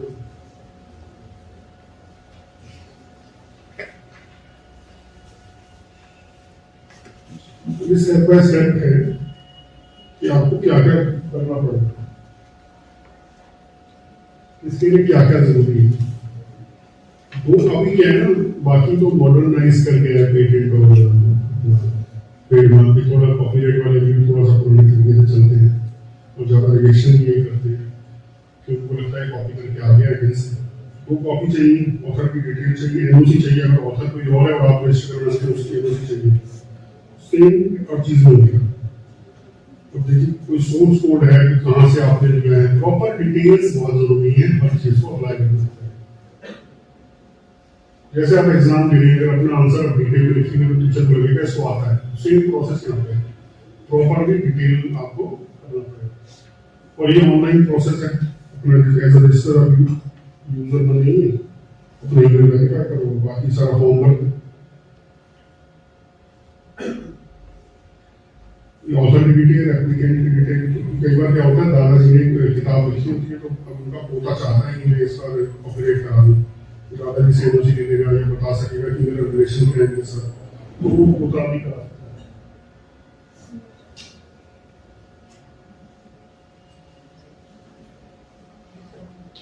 ये फीस है 500 5,000 फिल्म के लिए, साउंड रिकॉर्डिंग में 2,000। आप देखिए फीस ज्यादा नहीं है। खर्चा वो बढ़ता था ना जब आप किसी एक्सटर्नल आदमी की हेल्प लेते हैं, भाई कैसे फाइल करूँ, कैसे लिखूँ ताकि रिजेक्ट ना हो, वो आपके लिए हेयरिंग में जा रहा है, आपके लिए पेपर बना रहा है, खर्चा होना होता है। गवर्नमेंट तो कोशिश कर रही है कि सब लोग बनाए, कुछ नया आइडिया बनाए, पेटेंट बनाए। पेटेंट तो बिजनेस के लिए होता है, क्रिएटिव लोगों के लिए पेटेंट का कॉपीराइट है।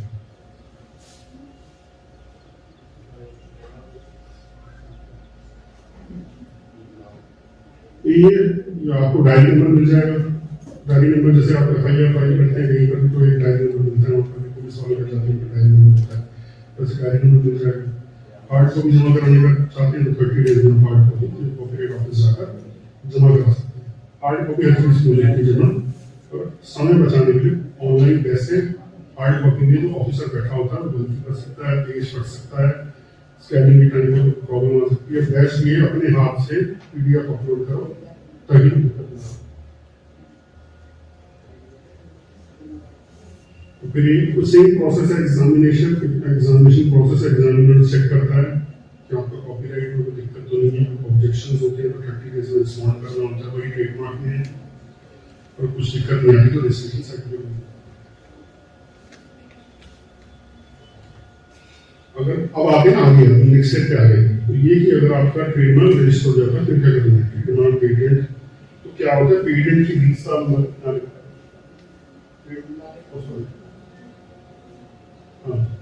इसकी 20 साल उम्र है, इसकी 10 साल, इसकी लाइफ टाइम कॉपीराइट की ऑथर की प्लस 60 है। उसके बाद वो खत्म हो जाता है, पब्लिक डोमेन में आ जाता है। पब्लिक डोमेन मतलब कोई भी यूज कर सकता है पेटेंट को और कॉपीराइट को। ट्रेडमार्क 10 साल बाद एक फीस होती है 9,000 रुपीज, वो आप 10 साल बाद देंगे तो आप जिंदगी भर सारी लाइफ आपकी, आपके बच्चों की, आपके बच्चों की, आपके बच्चों की वो आप यूज कर सकते हैं।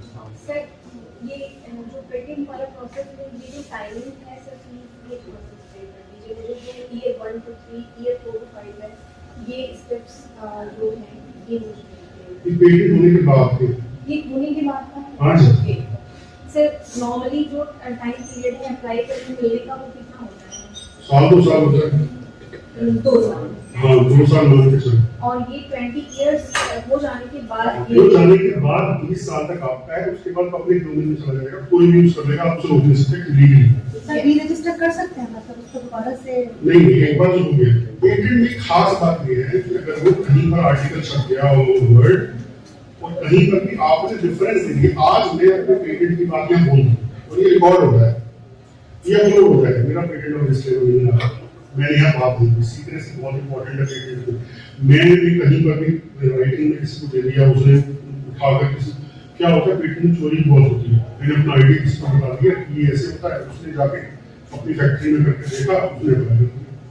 कई बार क्या होता है आपका जो साथी होता है वो पता ही यार बढ़िया चीज है, बनाई इसने दूसरा अप्लाई कर दिया। बीच में क्या होता था पेटेंट एजेंट अपने नाम से अप्लाई करते थे, तो ये बोला गया तुम कहाँ से बना रहे हो। पहले इतनी स्ट्रिक्टनेस नहीं थी, तो बहुत स्ट्रिक्टनेस होती है कि भाई आपका कोई आप एक पेटेंट एजेंट तो आपने कहाँ से इंजीनियरिंग का इस पार्ट का मतलब मैकेनिकल इंजीनियर आप कहाँ से हो गए, आपको सॉफ्टवेयर आपको क्या लगता है? सर ये जो annual renewal fees year 2 to 6 है। बता दूं हाँ सर, मुझे बस इसको बता दूं, सभी को बता दूं। तो आपका पेटेंट सर्टिफिकेट आ गया, उसके बाद आपका एक्सक्लूसिव राइट जो है पेटेंट में शुरू हो गया। ट्रेडमार्क में सर्टिफिकेट आ गया, आज यूज कर सकते हैं आप। और कॉपीराइट में सर्टिफिकेट आ गया, और फिर कॉपीराइट में दिक्कत नहीं है, इसमें दिक्कत यहाँ पे पेटेंट में। तो पहले आप एनुअल रिन्यूअल फीस देंगे, जो कि हमसे बता दी जाएगी, और वो आपको पेटेंट लाइव रखने की जरूरत है। उसके बाद हर साल आप उसे कराते रहेंगे। फीस छठ आप पढ़ सकते हैं, कैसे काम किया।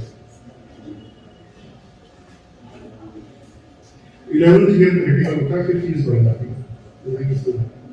फाइनल ईयर्स में लास्ट रिन्यूअल होएगा और पेटेंट एक्सपायर हो जाएगा 20 साल तक। रिमेशन अब देखेंगे इसमें आफ्टर एक्सपायरी सर इसमें बीच में पैसे देते रहना है। ईयरली रिन्यू होता है। देखो अगर आप कुछ भी रख के बैठोगे, ट्रेडमार्क में क्या होता है, मान लो मैंने ट्रेडमार्क रजिस्टर करा लिया, कोई भी ट्रेडमार्क रजिस्टर करा लिया और बैठ गया, मैंने उसे यूज नहीं किया, तो जो यूज करने वाला है कहेगा मैंने तो इसमें 1 करोड़ रुपए इन्वेस्ट कर दिया सेम ट्रेडमार्क में, तो उसका रिजेक्ट किया जाए, तो भी रिजेक्ट हो जाता है अगर आप यूज नहीं करो। पेटेंट आपने बना लिया, मान लो ये मशीन का प्रोसेस है, रिन्यूअल नहीं करा रहे, कुछ नहीं कर रहे, तो कोई फायदा ही नहीं आपको। किसी भी काम के लिए पर्पस इंपॉर्टेंट होता है। अगर आप आज बैठे हैं तो आपके मन में कुछ तो चल रहा होगा, आप भी बहुत कुछ कर सकते हैं, अपने आइडिया बना सकते हैं, कुछ तो मन में होगा। अब क्या है कि आपने रिन्यूअल नहीं करा तो लेट फीस देनी पड़ती है, ट्रेडमार्क में भी पेटेंट में भी, और आपका रिस्टोर हो सकता है। मान लो कि आपका पेटेंट में आपने रिन्यूअल फीस लेंगे तो भी कोई दिक्कत नहीं है, वो आप कर सकते हैं, फीस एक्स्ट्रा कर सकते हैं। और देखिए इसमें मेंटेनेंस कॉस्ट लिखी है, पहले लोअर है, मॉडरेट हायर है, टोटल 2 से 3 लाख और 20 साल में होंगे, तो एवरेज है। और इन्फोर्समेंट रिक्वायरमेंट जो कि जैसे केस करते हैं लोग, जैसे फोन प्रेशर वाले केस वगैरह तो ही करते हैं। जिसमें आपको बताता हूँ, मैं आपको कमर्शियल कोर्ट के बारे में बता रहा था, केस होते हैं अगर आपने कोई भी नकली माल बना रहे हैं तो कॉपीराइट में सेक्शन 63 के अंदर आप एमएम के पास रिक्वेस्ट करेंगे या डीसीपी के पास जाएंगे तो आपको अरेस्ट कराएगा जो नकली माल बनाता है, और उसके बाद केस चलता है 10-20 साल।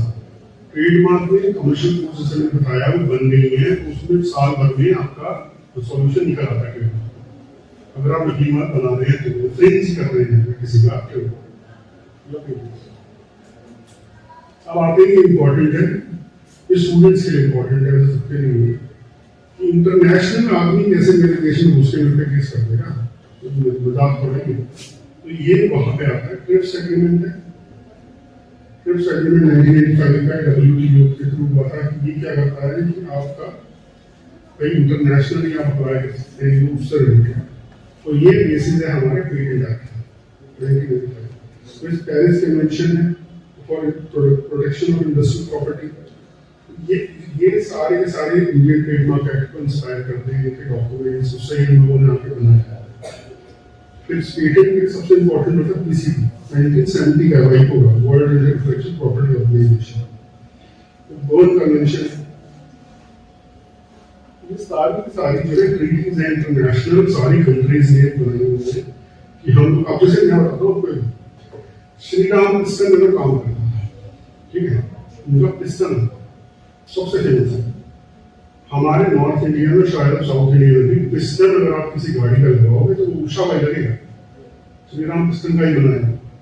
कैसे? मारुति सुजुकी है, वो ओरिजिनल इक्विपमेंट मैन्युफैक्चरर्स हैं उषा वाले, श्री राम पिस्टन वाले।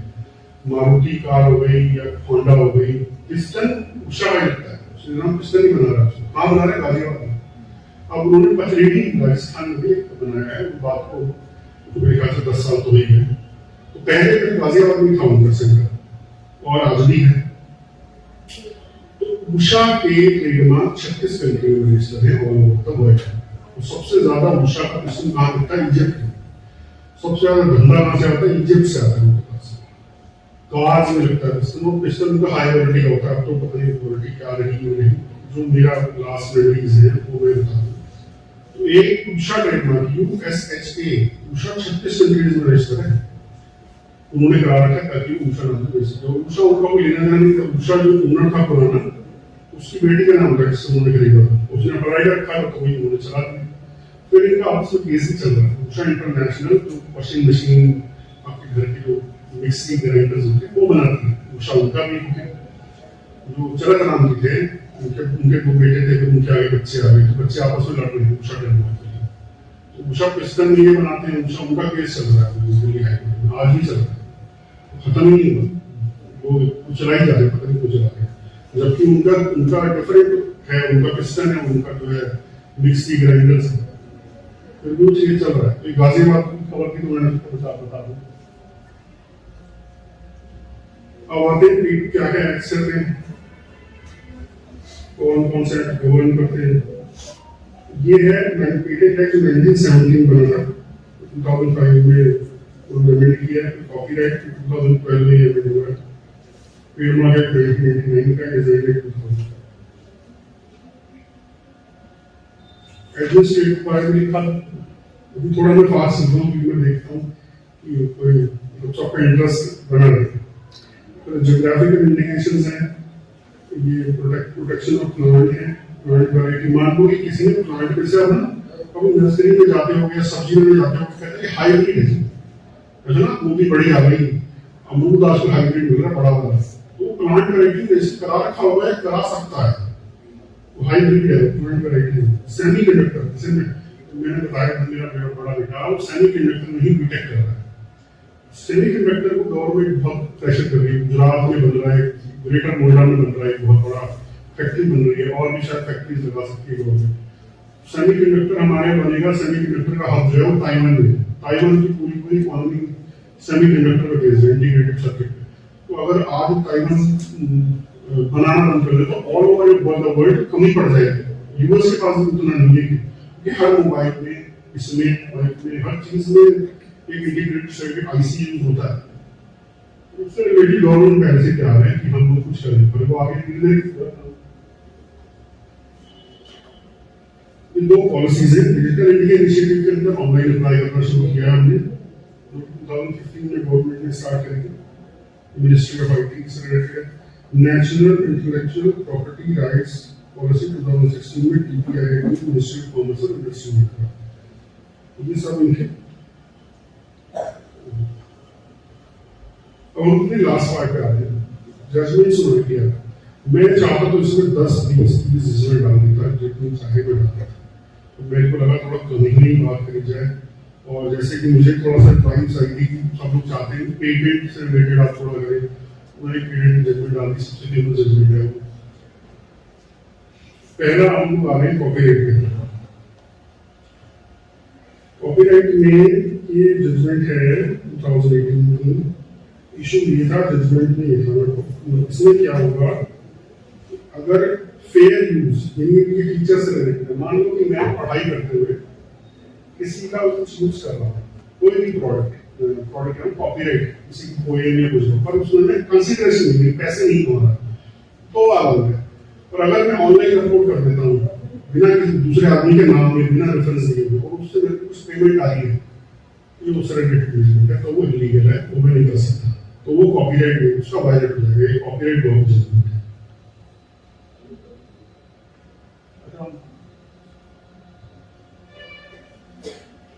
हाँ, हाँ, तो ये है सबसे फेमस जजमेंट। हाँ, ये सबसे फेमस जजमेंट है पेटेंट।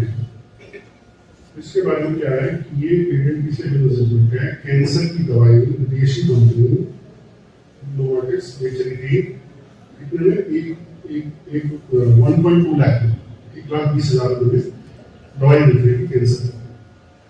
इसमें वो हमारी इंडियन कंपनी ने उसे कम पैसे बनाना शुरू करा, उन्होंने केस कर दिया। तो ये 7 साल सुप्रीम कोर्ट में केस चला, उससे पहले दिल्ली हाई कोर्ट में चला, उसके पहले IPAB में चला। उसके बाद गवर्नमेंट ऑफ इंडिया ने, सुप्रीम कोर्ट ने ऑर्डर करा कि ये पब्लिक ऑर्डर से रिलेटेड है, पब्लिक के फायदे की बात है, कम पैसे नहीं बेची जाएगी। ये इसका केस का केस है। देखिए, जैसे कि नोवार्टिस प्राइस बेच रहा था 1,20,000 में, जेनरिक प्राइस था 8,500 या 50 बेच सकते हैं। कैंसर पेशेंट्स के लिए था। अब सबसे लीगल क्वेश्चन क्या था? लीगल क्वेश्चन लिखा कि रजिस्ट्रेशन तो नोवार्टिस का है, उसने ही दवाई बनाई है, ये जेनेटिक के नाम पे सिर्फ एक छूट इधर उधर करके ये कैसे दे सकते हैं? तो इस पे ही सारा 7 साल लग गए सुप्रीम कोर्ट को, क्या करे तो करेगा। तो बाद में यही नतीजा निकला कि 90% एक्सेस हो जाता है सस्ती दवाइयों से कैंसर पेशेंट्स का, नोवार्टिस की दवाई अमीर लोग ही खरीद सकते हैं, आम जनता गरीब आदमी कैंसर से मरने के लिए थोड़ी पैदा होगा। इसलिए फिर आखिर में सुप्रीम कोर्ट का टेस्ट क्या था, जैसे कोई दवाई होती है वो कहता है कि शरीर को लग जाती है दवाई जल्दी, तो बेटर ऑब्जॉर्प्शन बोलते हैं कि दवाई नोवार्टिस की जल्दी लग जाती है, जल्दी फास्टर इफेक्ट करती थी। पर इसका मतलब ये नहीं कि उनको महंगा बेचने का डाउट कर दिया जाए, उसको उनको मना नहीं है, बेच तो सकते ही थे और सस्ती अवेलेबल है। तो अब क्या था, 7 साल की जैसे 1 साल सुप्रीम कोर्ट का डिसीजन आया 7 ईयर्स के बाद,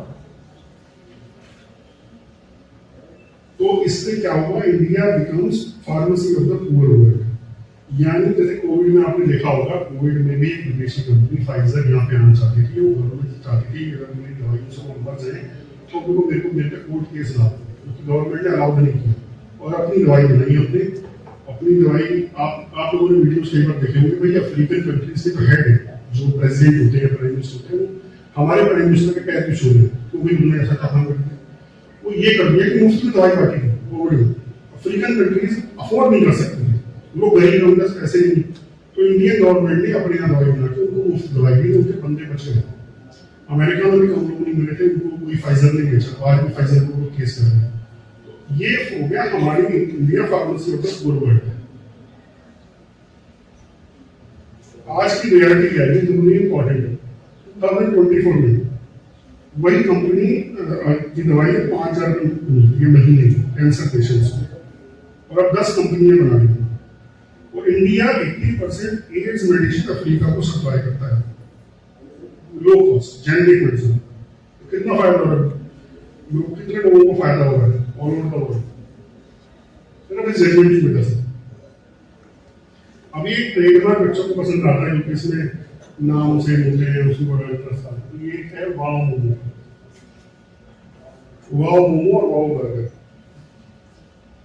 तो वाओ मोमो जो यहाँ पर भी है, गाजियाबाद में ऑपरेट जो है, उन्होंने केस कर दिया कि भाई वाओ मोमो मेरा है और वाओ बर्गर इनका कैसे हो सकता है। तो फिर कोर्ट ने कहा कि वाओ तो एक कॉमन वर्ड है, जैसे आप किसी चीज को देख के वाओ बोल देते हैं, तो उन्होंने केस को रिजेक्ट कर दिया, वाओ बर्गर अभी भी अवेलेबल है, वो दिख रहा है। अच्छा, मैं एग्जैक्टली ये पढ़ के नहीं बता रहा, क्योंकि वो ज्यादा फिर हो जाएगा, ज्यादा समय लगेगा, फिर आपको शायद समझ में ना आए, इसलिए मैं अपनी तरफ से जितना इजी हो सकता है बता दूं। जैसे कि मैंने अभी आपको एग्जाम्पल दिया याहू इंडिया वाला, जो पहला डोमेन नेम डिस्प्यूट का केस है हाई कोर्ट में होगा, तो एक आकाश अरोड़ा नाम के बंदे ने डोमेन रजिस्टर करा दिया याहू इंडिया। तो उसने कहा कि मैंने डिस्क्लेमर तो दे रखा है कि ये मेरी की याहू बनी है, पर कोर्ट ने नहीं माना, उन्होंने कहा भाई ये आप नहीं यूज कर सकते, तो उसका डोमेन को रिजेक्ट कर दिया।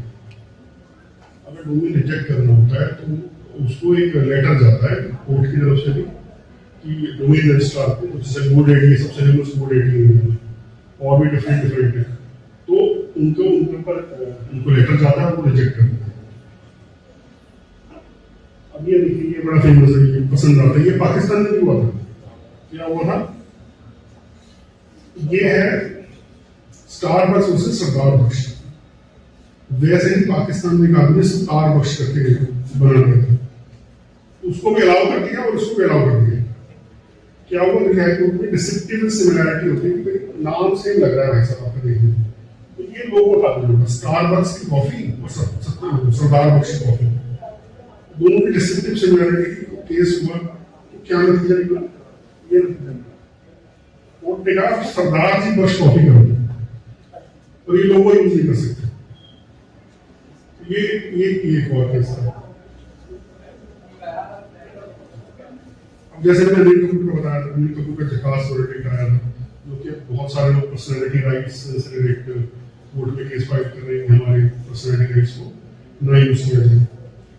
इसमें इनका मैनर ऑफ स्पीकिंग, जेस्चर्स, वो भी रजिस्टर है, मतलब एक स्टाइल से जैसे वो बोलते हैं, आप अगर झकास बोलेंगे और अपने मुंह से उनके स्टाइल में बोलेंगे, उनकी तरह टुंडा टीड़ा करके बोलेंगे, अमिताभ बच्चन के जैसे भी, तो वो भी अगर वो चाहे तो केस कर सकते हैं आपको, सेम जेस्चर है, सेम मैनरिज्म है, तो केस कर सकते हैं।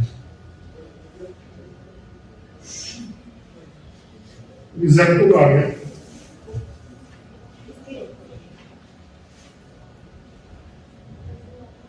ये इम्पोर्टेंट है। जेप्टो पहले से किसी ने रजिस्टर करा रखा था जब जेप्टो आया था, और वो यूज नहीं कर रहा था, तो जेप्टो ने उस पर केस करा कि यूज तो कर नहीं रहा था, वो बिजनेस कराएंगे तो इसको रिजेक्ट किया गया, तो इसको भी रिजेक्ट कर दिया गया। कोई भी चीज अगर आप यूज नहीं करेंगे तो वो किसी काम की नहीं है।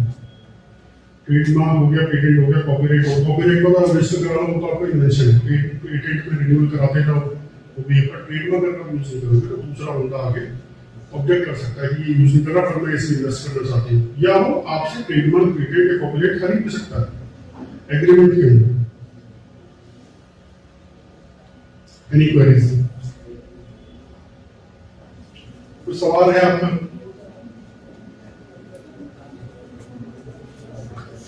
सर एक इंटरेस्टिंग हुई, आपने जो झकास वाली बात की अनिल कपूर की, वैसे ही फिल्मी गानों का भी तो एक बार को सिलसिला हुआ था ना कि गायकर कह रहा था कि मुझे पैसे दो, गायक कह रहा था मुझे पैसे दो, इसमें क्या हुआ था? ऐसे बहुत केस होते हैं। अभी जो रिसेंटली लास्ट में को इंटरेस्टिंग लगा था, जो कंतारा मूवी है, उसमें कंतारा मूवी का जो मेन सॉन्ग था, केरला के बैंड का उन्होंने थीम उठा लिया, तो उसको केस करा, डिस्ट्रिक्ट कोर्ट में किया, बाद में हाई कोर्ट में गया, बाद में उनको अलाउ कर दिया गया, तो उन्होंने खरीद लिया उनसे, उनका सक्सेसफुल हो गया, उन्होंने उससे खरीद लिया। ऐसे बहुत केस होते हैं राइटर्स पे, सॉन्ग राइटर्स पे। कोई लोकल आपका फोक सॉन्ग है, कुछ इस टाइप में उन्होंने मूवी में डाल दिया, और वो कहेगा ये तो हमारा फोक सॉन्ग है, तो मैंने गाया था और इन्होंने सेम चीज वहां डाल दी, तो फिर वो केस करते हैं या लीगल नोटिफिकेशन को उनको पैसे मिल जाते हैं। उनका गैप खत्म है, we are earning in crore, आपको 2-4-5 लाख रुपए मिल जाएंगे गाने के, जिसको मैं पूछ नहीं रहा आपको, आप खुश हो जाते हो एग्रीमेंट साइन करने में। मोस्टली जितने केसेस होते हैं सेटलमेंट ही होता है, फाइनली एग्रीमेंट हो जाता है कि भाई you are getting this much amount, और आप उन पे कोई केस नहीं करोगे, वो है काम कर जाता है। तो बेसिक रूल ऐसा नहीं है कि भाई मन गाना है कि जिसने लिखा उसी का रहेगा, जो गा रहा है उसका रहेगा, या जो प्रोड्यूसर है उसका रहेगा, इस पर कोई बेसिक तो एग्रीमेंट साइन, प्रॉपर्टी होगी ना सर, आपकी प्रॉपर्टी होगी, आपकी जमीन किसी को बेचो, प्रॉपर्टी किसकी? प्रॉपर्टी आपकी प्रॉपर्टी है, ठीक है। मान लो कि कोई आपकी प्रॉपर्टी में आके घर बसा है, तो आपने गाने की बात करें ना, गाना किसकी प्रॉपर्टी हुआ? गाना बनाने वाले की, ऑथर, और author can sell it to anyone. और एक मैं बड़ा सिंपल एग्जांपल दे रहा था, आपका घर है, ठीक है, आपकी जमीन है, जमीन पे आके आपके घर बन रही है, आपने कहा कि ये घर की जमीन मिली है, तुम यहाँ कैसे आ रहे हो? वो कहता है कि जमीन तुम्हारी 10 लाख की है, मैं 2 करोड़ देता हूँ आपको घर, ठीक है भाई, मिले एक का टूट जाए, 4 लोग और बसा के मुझे क्या जा रहा है, आपको पेमेंट मिलेगी, ओनर तो आप ही है ना, वो ये ऑथर पेमेंट मिल जाती है, एग्रीमेंट्स का नहीं है। शोर मचना यूज आता है कि ये हो गया, बाद में बैकग्राउंड होते हैं, वो एग्रीमेंट्स होते हैं, क्या पेमेंट जा रही है, ये आम आदमी का काम है। सर मेरा एक क्वेश्चन हाँ। सर, ये पेटेंट फाइलिंग से लेकर के और उसके मेंटेनेंस में पूरे 20 साल तक का क्या एक एवरेज प्राइस क्या आता है, कॉस्ट फाइलिंग से लेके डिपेंड मेंटेनेंस? करता है आपको, कितनी डिटेल में जा रहे हो, 2-3 साल में आपको ये 20 साल में 3 साल में ये आपको क्या करना है, मैं ये इंडस्ट्री में चाहता हूं कोई बच्चा पूछेगा, सर एक और है, मैं भी सर बच्चा ही हूँ और क्यूरियस रहती हूँ, सर एक क्वेश्चन था मेरा स्मेल को लेकर के कि हम अपने स्मेल को प्रेडिक्ट करा सकते हैं, ठीक है, व्हाटएवर ट्रेडमार्क सर, उसका प्रोसेस क्या होता है? सपोज मैं अपनी स्मेल को बनाना चाहूँ तो क्या प्रोसेस होगा, वो कौन सी प्रोसेस से ले जाएंगे स्मेल को? जैसा कि सर ने पूछा था कि वो 3 IIT के प्रोफेसर आए, उन्होंने उसको पिक्टोरियल फॉर्म में डिक्रिप्ट किया और पूरा हो, ये तो मैं कह रहा हूँ आप अप्लाई कर सकते हैं, पर एक्सपर्ट की जरूरत पड़ती है आपको, और 3 प्रोफेसर के आने की कीमत क्या होगी वो आपको देनी पड़ेगी। नहीं, वो तो एग्रीड सर, जैसे स्मेल क्या है, ये एवोपरेट है ना, जैसे अगर साइंटिफिक टर्म में साइंस की टीचर हूँ तो ये एक तरीके के मिक्स गैसियस फॉर्म में ये चीजें होती हैं जो कि एवोपरेट हो जाती हैं। तो जैसे मुझे अगर अपना स्मेल करना, मैं एक्चुअली सोच रही थी कि क्या प्रोसेस करना आपको पड़ा होगा? प्रोसेस पहले ये है कि आपको पुराना ऑर्डर, Yes. प्रेसिडेंट हमेशा याद रखिए, प्रेसिडेंट में चलता है कोर्ट और सारा का सारा जितना भी गवर्नमेंट ऑफिस। अगर आप पुराना कुछ दिखा देंगे तो नया अप्लाई करने में देर नहीं लगेगी। नहीं तो आपने अगर अपना सिविल ट्रीटमेंट रजिस्टर करना है, यस जो ऑर्डर है, Yes. जो वजारत सड़कों की मेरे पास ऑर्डर पड़ा है, वो ऑर्डर अवेलेबल है, वो आपको पढ़ना होगा, यस एग्जैक्टली वही करना होगा जो उन्होंने किया, ओके फिर हो जाएगा मीटिंग। ओके क्योंकि प्रेसिडेंट मिल गया ना आपको, पुराना एक करा हुआ मिल गया, तो आपको नया करने में दिक्कत नहीं है।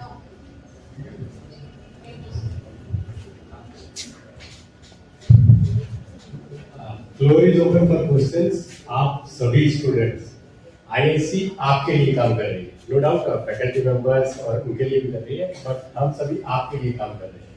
ये वेबिनार आपके लिए आयोजित किया गया है, ठीक है। आप सभी कल के पोटेंशियल इनोवेटर्स हैं, तो हम चाहते हैं कि ज्यादा से ज्यादा क्वेश्चंस आए, तो प्लीज अपने क्वेश्चन। देखो इम्पोर्टेंट ये नहीं है कि आप क्वेश्चन पूछ रहे नहीं पूछ रहे। अगर आपने क्वेश्चन पूछा होगा, क्वेश्चन मान लो कि लॉजिकल नहीं है, खराब क्वेश्चन है, उससे कोई फर्क नहीं पड़ रहा, क्वेश्चन पूछना इम्पोर्टेंट। इस एज में गलतियां करना इम्पोर्टेंट है। हम आज भी गलती कर रहे हैं, पता नहीं मैंने बोलते हुए कितनी गलतियां करती हूँ मुझे पता ही नहीं। तो गलती करने से नहीं डरना चाहिए, सवाल पूछना चाहिए, ठीक है। थैंक यू, ठीक है।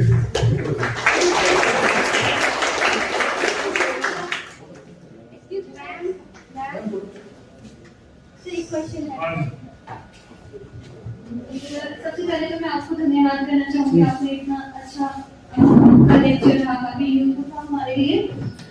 मैं एक चीज जानना चाहती थी कि मैंने एक रिसर्च की थी, मतलब रिसर्च पेपर लिखा था, तो हमने उसमें एक टेक्निक डेवलप की कि जैसे ऑपरेशन रिसर्च की एक वो होती है टेक्निक, असाइनमेंट प्रॉब्लम, तो उसको हमने एचआर के साथ मर्ज करके how to maximize our talent, मतलब अगर हमने रिटेंशन को मैक्सिमाइज करना है तो हमने उस तरीके की प्रोसीजर डेवलप की थी टेक्निक। तो अगर उसका हमें वो कराना होगा तो हम उसका कॉपीराइट कराएंगे कि पेटेंट कराएंगे? पेटेंट भी हो सकता है क्योंकि पब्लिश हो चुका है। हाँ, पब्लिश हो चुका है, कॉपीराइट कॉपीराइट हो सकता है।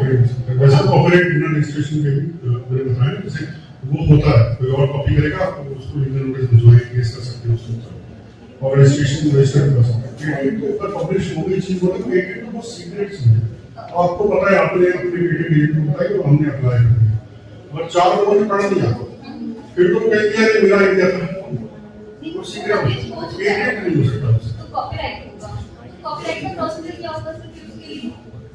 कॉपीराइट का प्रॉपर प्रोसेस मैंने थोड़ा सा बताया है यहाँ पे। दूसरा, आपको किसी लॉयर से अप्रोच करना पड़ेगा, किसी आईपीआर की। देखो क्या होता है, जैसे हम गाजियाबाद में रहते हैं, गाजियाबाद में थोड़ा सा मैं समझ लूंगा मैडम के क्वेश्चन की वजह से आ गया, हम गाजियाबाद की कोर्ट में जाएंगे तो क्या होता है, दीवानी फौजदारी, बहुत टाइम इंडिया में समझने में क्या होता है, दीवानी माने से फौजदारी माने क्रिमिनल। ज्यादातर यहाँ पे अपना लगेगा कि जायदाद हड़बड़ी कर ये कर लिया, यही सब समझ में आता है। हमारे गाजियाबाद में ये वाली दिक्कत है, आईपीआर का नहीं है, इसको दिल्ली में ही है। अगर आपको लगेगा जैसे वकील के पास जाना है, वकील तो आप मर्डर केस कर रहे हैं, आप उससे कॉपीराइट लिस्ट करा लो, एक स्पेसिफिक फील्ड है। अगर आप लोग को कहें कि मेरे पास क्रिमिनल केस आ गया सर, ये वाला आ गया, डकैती वाला आ गया, आप कर लोगे? मुझे पढ़ना पड़ेगा बहुत ज्यादा, कर तो लूंगा कुछ बहुत साल हो गए, 20 साल से तो हो गए, पर ये मेरी फील्ड नहीं है। हर कोई अलग अलग फील्ड का बंदा होता है, कॉर्पोरेट का लॉयर होता है, कोई आईपीआर का लॉयर है, कोई सिविल लॉयर है, कोई जैसे अब ज्यादातर लोग कंपनी नौकरी करते हैं, लॉ करने के बाद वो कंपनी सेक्रेटरी का कोर्स अगर कर लेते हैं तो कंपनी उनको नौकरी इजीली दे देती है और डायरेक्टर लीगल तक पहुंच सकते हैं। तो उनकी सेपरेट फील्ड होगी, उन लोगों को क्या पता सबके बारे में। तो आपको एक आईपीआर का लॉयर, आईपी लॉयर मिल जाएगा आपको, मोस्टली दिल्ली में से होते हैं, तो आप उसको अपना आपको अप्रोच करना पड़ेगा उससे। Good afternoon, sir. मेरा नाम राधा है। वेरी गुड, पहले आप पहले स्टूडेंट को पूछ लें। Yes, sir. तो मेरा ये क्वेश्चन था कि क्या एक देश अपने पारंपरिक और सांस्कृतिक विरासत को आईपीआर करवा सकते हैं, जैसे आयुर्वेद या योगा? होता है ना, दवाइयाँ होती है, एक देश करवा सकता है? हाँ होती है, देश नहीं, जैसे आयुर्वेद है, आयुर्वेद बहुत पुराना हो गया, उसकी तो लिमिट चलेगी, पतंजलि ने बनाया और उनके 7 साल के बाद तो उसकी लिमिट क्रॉस हो गई ना, तो ना उसका पेटेंट हो सकता है। पर अगर कोई आयुर्वेदिक मेडिसिन पब्लिक आयुर्वेद नहीं है, किसी ने अपनी फूल मिला के आयुर्वेदिक दवाइयाँ मिला के बनाई है और वो सच में उससे कुछ चमत्कार हो सकता है, कोई बहुत खतरनाक बीमारी हो सकती है, तो उसका वो पेटेंट करा सकते हैं।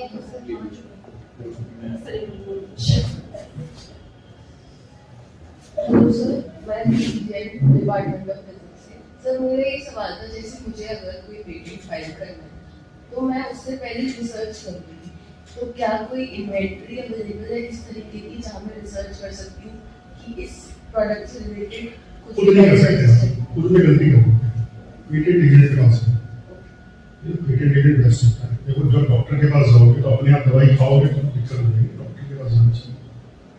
डॉक्टर के पास जाओगे, पेटेंट एजेंट के पास जाओगे, उसको पता होगा, ज़्यादा एक्सपीरियंस होगा तो ज़्यादा अच्छा है, तो वो अच्छे से रिसर्च करे, वो आपको बताएगा कि ये हो सकता है। ये रिस्क तो है आपका। उसका तरीका ये है कि मान लो बड़ी बीमारी का आपको डॉक्टर ने बता दिया, डॉक्टर ने बोला कि आपको बीमारी होगी, आप क्या करोगे? या तो परेशान तो बैठोगे, 2-3 डॉक्टरों के पास जाओगे। अगर आपके इंटेलिजेंस सच में बहुत अच्छा है तो आप उससे बोलोगे, पेटेंट एजेंट को भरोसा करोगे, उससे अप्लाई सीक्रेसी मेंटेन करनी पड़ती है। खुद क्या तरीका है? खुद की तरीका है ऑनलाइन जो पेटेंट का है वेबसाइट, वहां से सर्च कर सकते हो, गूगल पे सर्च कर सकते हो, क्योंकि पेटेंट प्रोसेस होता है तो सर्च करना और मुश्किल है।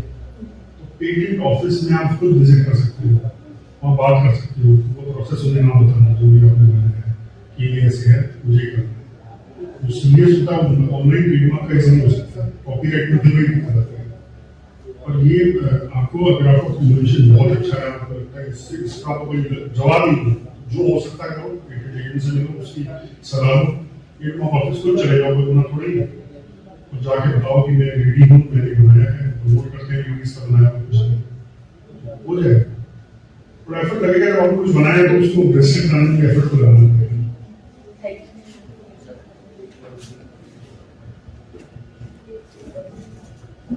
ठीक है, सर एक क्वेश्चन। हाँ जी। जैसे एकेडमिक्स में जनरली हम लोग जैसे रिसर्च वर्क पब्लिश करते हैं, या मान लीजिए पीएचडी की हमारी थीसिस है, उसको हमने यूनिवर्सिटी को सबमिट किया, तो अब वो कॉपीराइटेड जो प्रॉपर्टी है वो यूनिवर्सिटी की होगी या सर वो रिसर्च स्कॉलर की? ऑथर की होगी, तो वो उसे जब चाहे तब ऑथर की होगी। यूनिवर्सिटी को सबमिट कर रहा है पीएचडी थीसिस, ताकि उसको पीएचडी डिग्री मिल सके, लिखा तो उसने है ना, तो उसकी है। Thank you sir.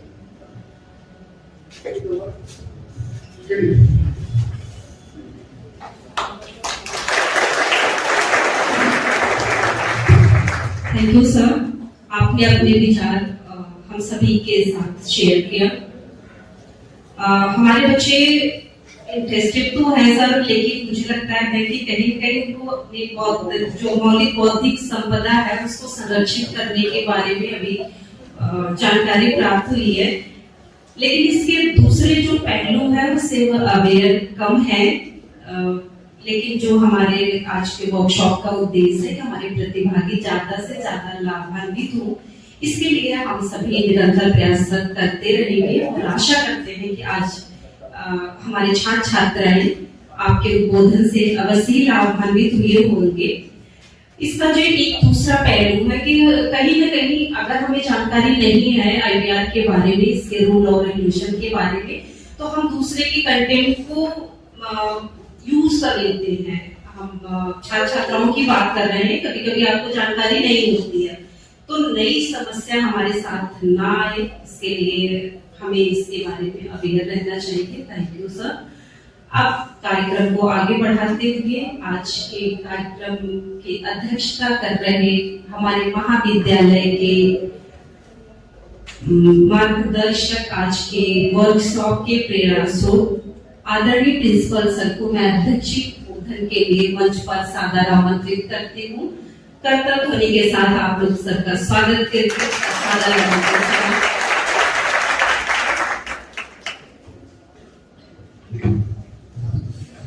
सभी को नमस्कार। मेरे मित्र नीरज गोगिया जी और सभी प्राध्यापकगण, प्यारे बच्चों, सबसे पहले मैं इंस्टीट्यूशन इनोवेशन काउंसिल को और उसकी पूरी टीम को बधाई ज्ञापित करता हूँ। इसके बैनर की तले आज हमारा पहला लेक्चर हुआ है और नीरज जी जो मेरे मित्र हैं वो यहाँ आए हैं और उन्होंने अपना उद्बोधन दिया।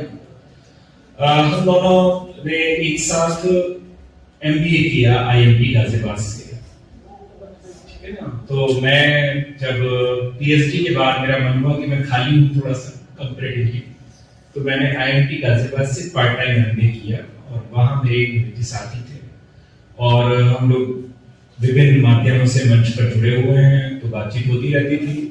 अभी जब हमने एक प्रपोजल भेजा एक रिसर्च मेथोडोलॉजी पर वर्कशॉप और कैपेसिटी बिल्डिंग का, तब उनसे कांटेक्ट किया, कंसेंट ली, तो उन्होंने अपनी विलिंगनेस दिखाई हमने स्वयं ही, और हमने उन्हें इसके यहाँ आमंत्रित किया। देखिए बच्चों, सारा कुछ जो कुछ हो रहा है वो आपके लिए हो रहा है, और आप कितने इन्वॉल्व हैं अपने काम में, उससे आपकी जिंदगी तय होगी।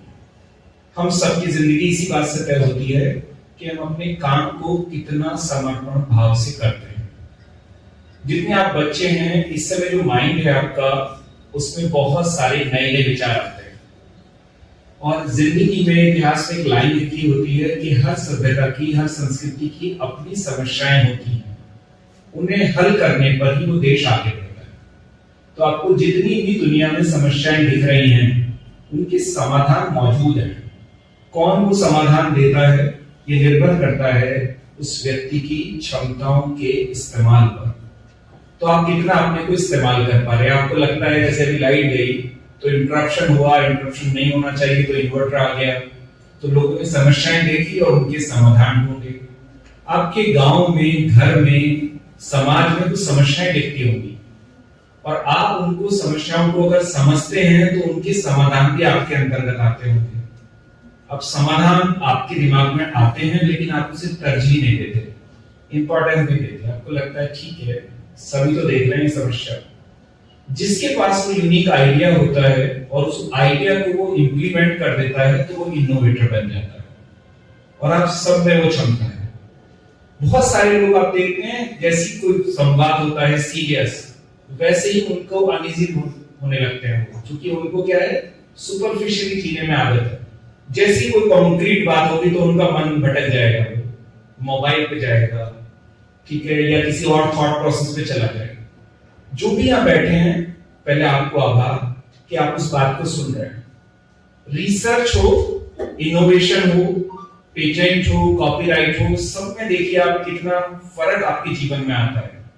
हमारे रिसर्च पर ऋचा जी का बहुत काम है, बाकी लोग भी अलग अलग क्षेत्रों में अपना रिसर्च का काम कर रहे हैं, कई लोग शोध कर रहे हैं। शोध भी क्या है, किसी एक समस्या को जिसको अभी समझा नहीं जा सका, उस पर समाधान देना है। मान लो पॉलिटिकल साइंस में है, तो मैं पहले भी कोट कर चुका हूं कि डेमोक्रेसी आज तक की सबसे बेहतर व्यवस्था है स्टेट क्राफ्ट की, लेकिन 500 बीमारियां हैं सिस्टम में। डेमोक्रेसी में भी आप देखते हैं, सरकारें बनती हैं, जनता चुनती है, और सरकारें गिरा दी जाती हैं, दूसरी सरकार बना दी जाती है, और हर पार्टी ये काम करती है। तो कोई बेहतर व्यवस्था आ पाएगी, ऐसा सोच सकते हैं। हिस्ट्री में बहुत सारे ऐसे एस्पेक्ट हैं कि हम इंडस वैली के आज तक लिपि नहीं पढ़ सके, भाषा नहीं जान सके। आज भी जो काम हो रहा है, प्राइम मिनिस्टर जो निर्णय ले रहे हैं, इंटरनेशनल पॉलिटिक्स में जो काम हो रहा है, जिन लोगों ने दुनिया को वैश्विक मंच दिए और ये कहा कि अगर आप यूएन शामिल हो जाओगे, आप WTO में आ जाओगे, तो एक फेयर वर्ल्ड बनाएंगे, वो सबसे ज्यादा अनफेयर चीजें कर रहे हैं। तो हर जगह नए समाधान की जरूरत है, इंडस्ट्री में भी, क्रिएटिविटी में भी, स्टेट क्राफ्ट में भी, और हर जगह। और आप उसके वाहक हो। हमेशा नई जनरेशन को कहा जाता है कि ये जनरेशन कुछ नई मिसाल पैदा करेगी और देश बदलेगी, तो आप उसके वाहक हो। तो इन्वॉल्व होना शुरू करें चीजों में, है ना? कैसे ये कॉलेज, आपका जीवन, आपका घर और ज्यादा ऑर्गेनाइज हो सकता है। हमारे जो रिसोर्स पर्सन उन्होंने बहुत सरलता से चीजें कही। एक प्राध्यापक एक अलग तरह की चीज बात करता है, थ्योरी की बात करता है, सिद्धांत की बात करता है, लेकिन जब भी हम इंडस्ट्री के लोगों को बुलाते हैं तो वो व्यवहार की बात करते हैं, और वो बहुत जरूरी है। हम बहुत लकी रहे, मतलब मैं अपने जीवन में मैं मानता हूं कि एक बहुत जैसे खलिश होती है कोई जगह की, बहुत अच्छी जगह नहीं पढ़े, तो वो मैंने फुलफिल किया IIT में पढ़ के। वहां ऐसे लोग आधे टीचर थे, जैसे अभी एक एग्जांपल दिया नोवारिक्स कंपनी का, तो हमारे जो टीचर थे वो उस कंपनी में 15 साल काम कर चुके थे और हमें मार्केटिंग पढ़ाते थे। अब वो इस समय फिलीपींस इंस्टीट्यूट ऑफ मैनेजमेंट में प्रोफेसर है। हर महीने उनकी एक केस स्टडी पब्लिश होती है, हर महीने, ठीक है, और हमारे अच्छे मित्र हैं। क्या इंडस्ट्री का अनुभव और जीवन का, थ्योरी का अनुभव जब दोनों जगह मिल जाएगा, सिद्धांत और व्यवहार, तब आपका जीवन बेहतर बनेगा। तो सच में आप लोगों के अंदर इतनी पोटेंशियल है, उसका प्रॉपर यूज करिए। रिसर्च हो, इनोवेशन हो, स्टार्टअप का हमारा आइडिया है कि किसी बच्चे के पास एक छोटा सा आइडिया हो, कोई प्रोडक्ट हो, कोई सर्विस हो, उसको वो चालू करना चाहे तो हमने एसबीआई को अपना पार्टनर बनाया है। तो हम आपके लिए साथ जा सकते हैं, आपका कोई टीचर साथ जा सकता है कि भाई इस बच्चे का आइडिया बहुत अच्छा है, इस बच्चे का आइडिया बहुत अच्छा है, इसको आप लोन दीजिए। हम कोशिश करेंगे कि उसमें गारंटर की भूमिका भी अगर कोई है, वैसे गवर्नमेंट ने किया है, गारंटर की जरूरत नहीं है, ठीक है, तो भी हम उस भूमिका का निर्वहन ढंग से कर सकते। तो ये सारा उद्देश्य इस बात के लिए है कि हम ज्यादा से ज्यादा इंटरेक्शन करें, और संवाद एक बहुत बड़ी चीज है जिससे दुनिया बदलती है। मेरे दोस्त हैं अनुज शर्मा, पोलैंड में केवल फिल्में बनाते हैं। जो आपने देखा होगा, मारुति की एक एडवर्टाइजिंग है कि आप कहीं भी इंश्योरेंस ले सकते हैं, वो पोलैंड में शूट हुआ है। और जैसे पहाड़ पर एक गाड़ी और इंश्योरेंस खत्म हो गया और उन्होंने तुरंत इंश्योरेंस ले लिया, वो पोलैंड में शूट हुआ, वो उनकी कंपनी ने शूट किया। तो एक दिन उन्होंने मुझे पूरे दिन कुछ ऐसे सॉन्ग सुनाए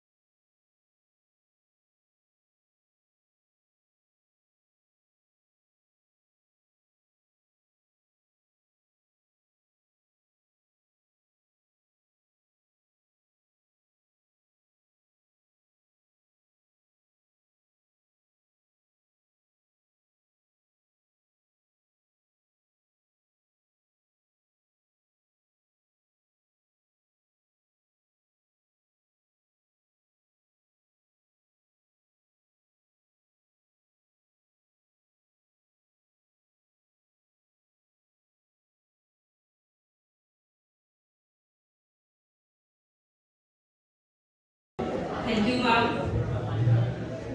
कार्यक्रम लगभग अब समाप्त हो चुका है, लेकिन कुछ मूवमेंट को हम लोग अपने चिर स्मृतियों में सजो के रखना चाहते हैं। इसके लिए मैं आज के जो रिसोर्स पर्सन है, अतिथि के रूप में जो हमारे बीच उपस्थित हैं, उनके लिए आदरणीय प्रिंसिपल सर से मेरा निवेदन है कि सर स्मृति चिन्ह देकर इस पल को हम लोग अपने चिर स्मृतियों में सबके साथ सर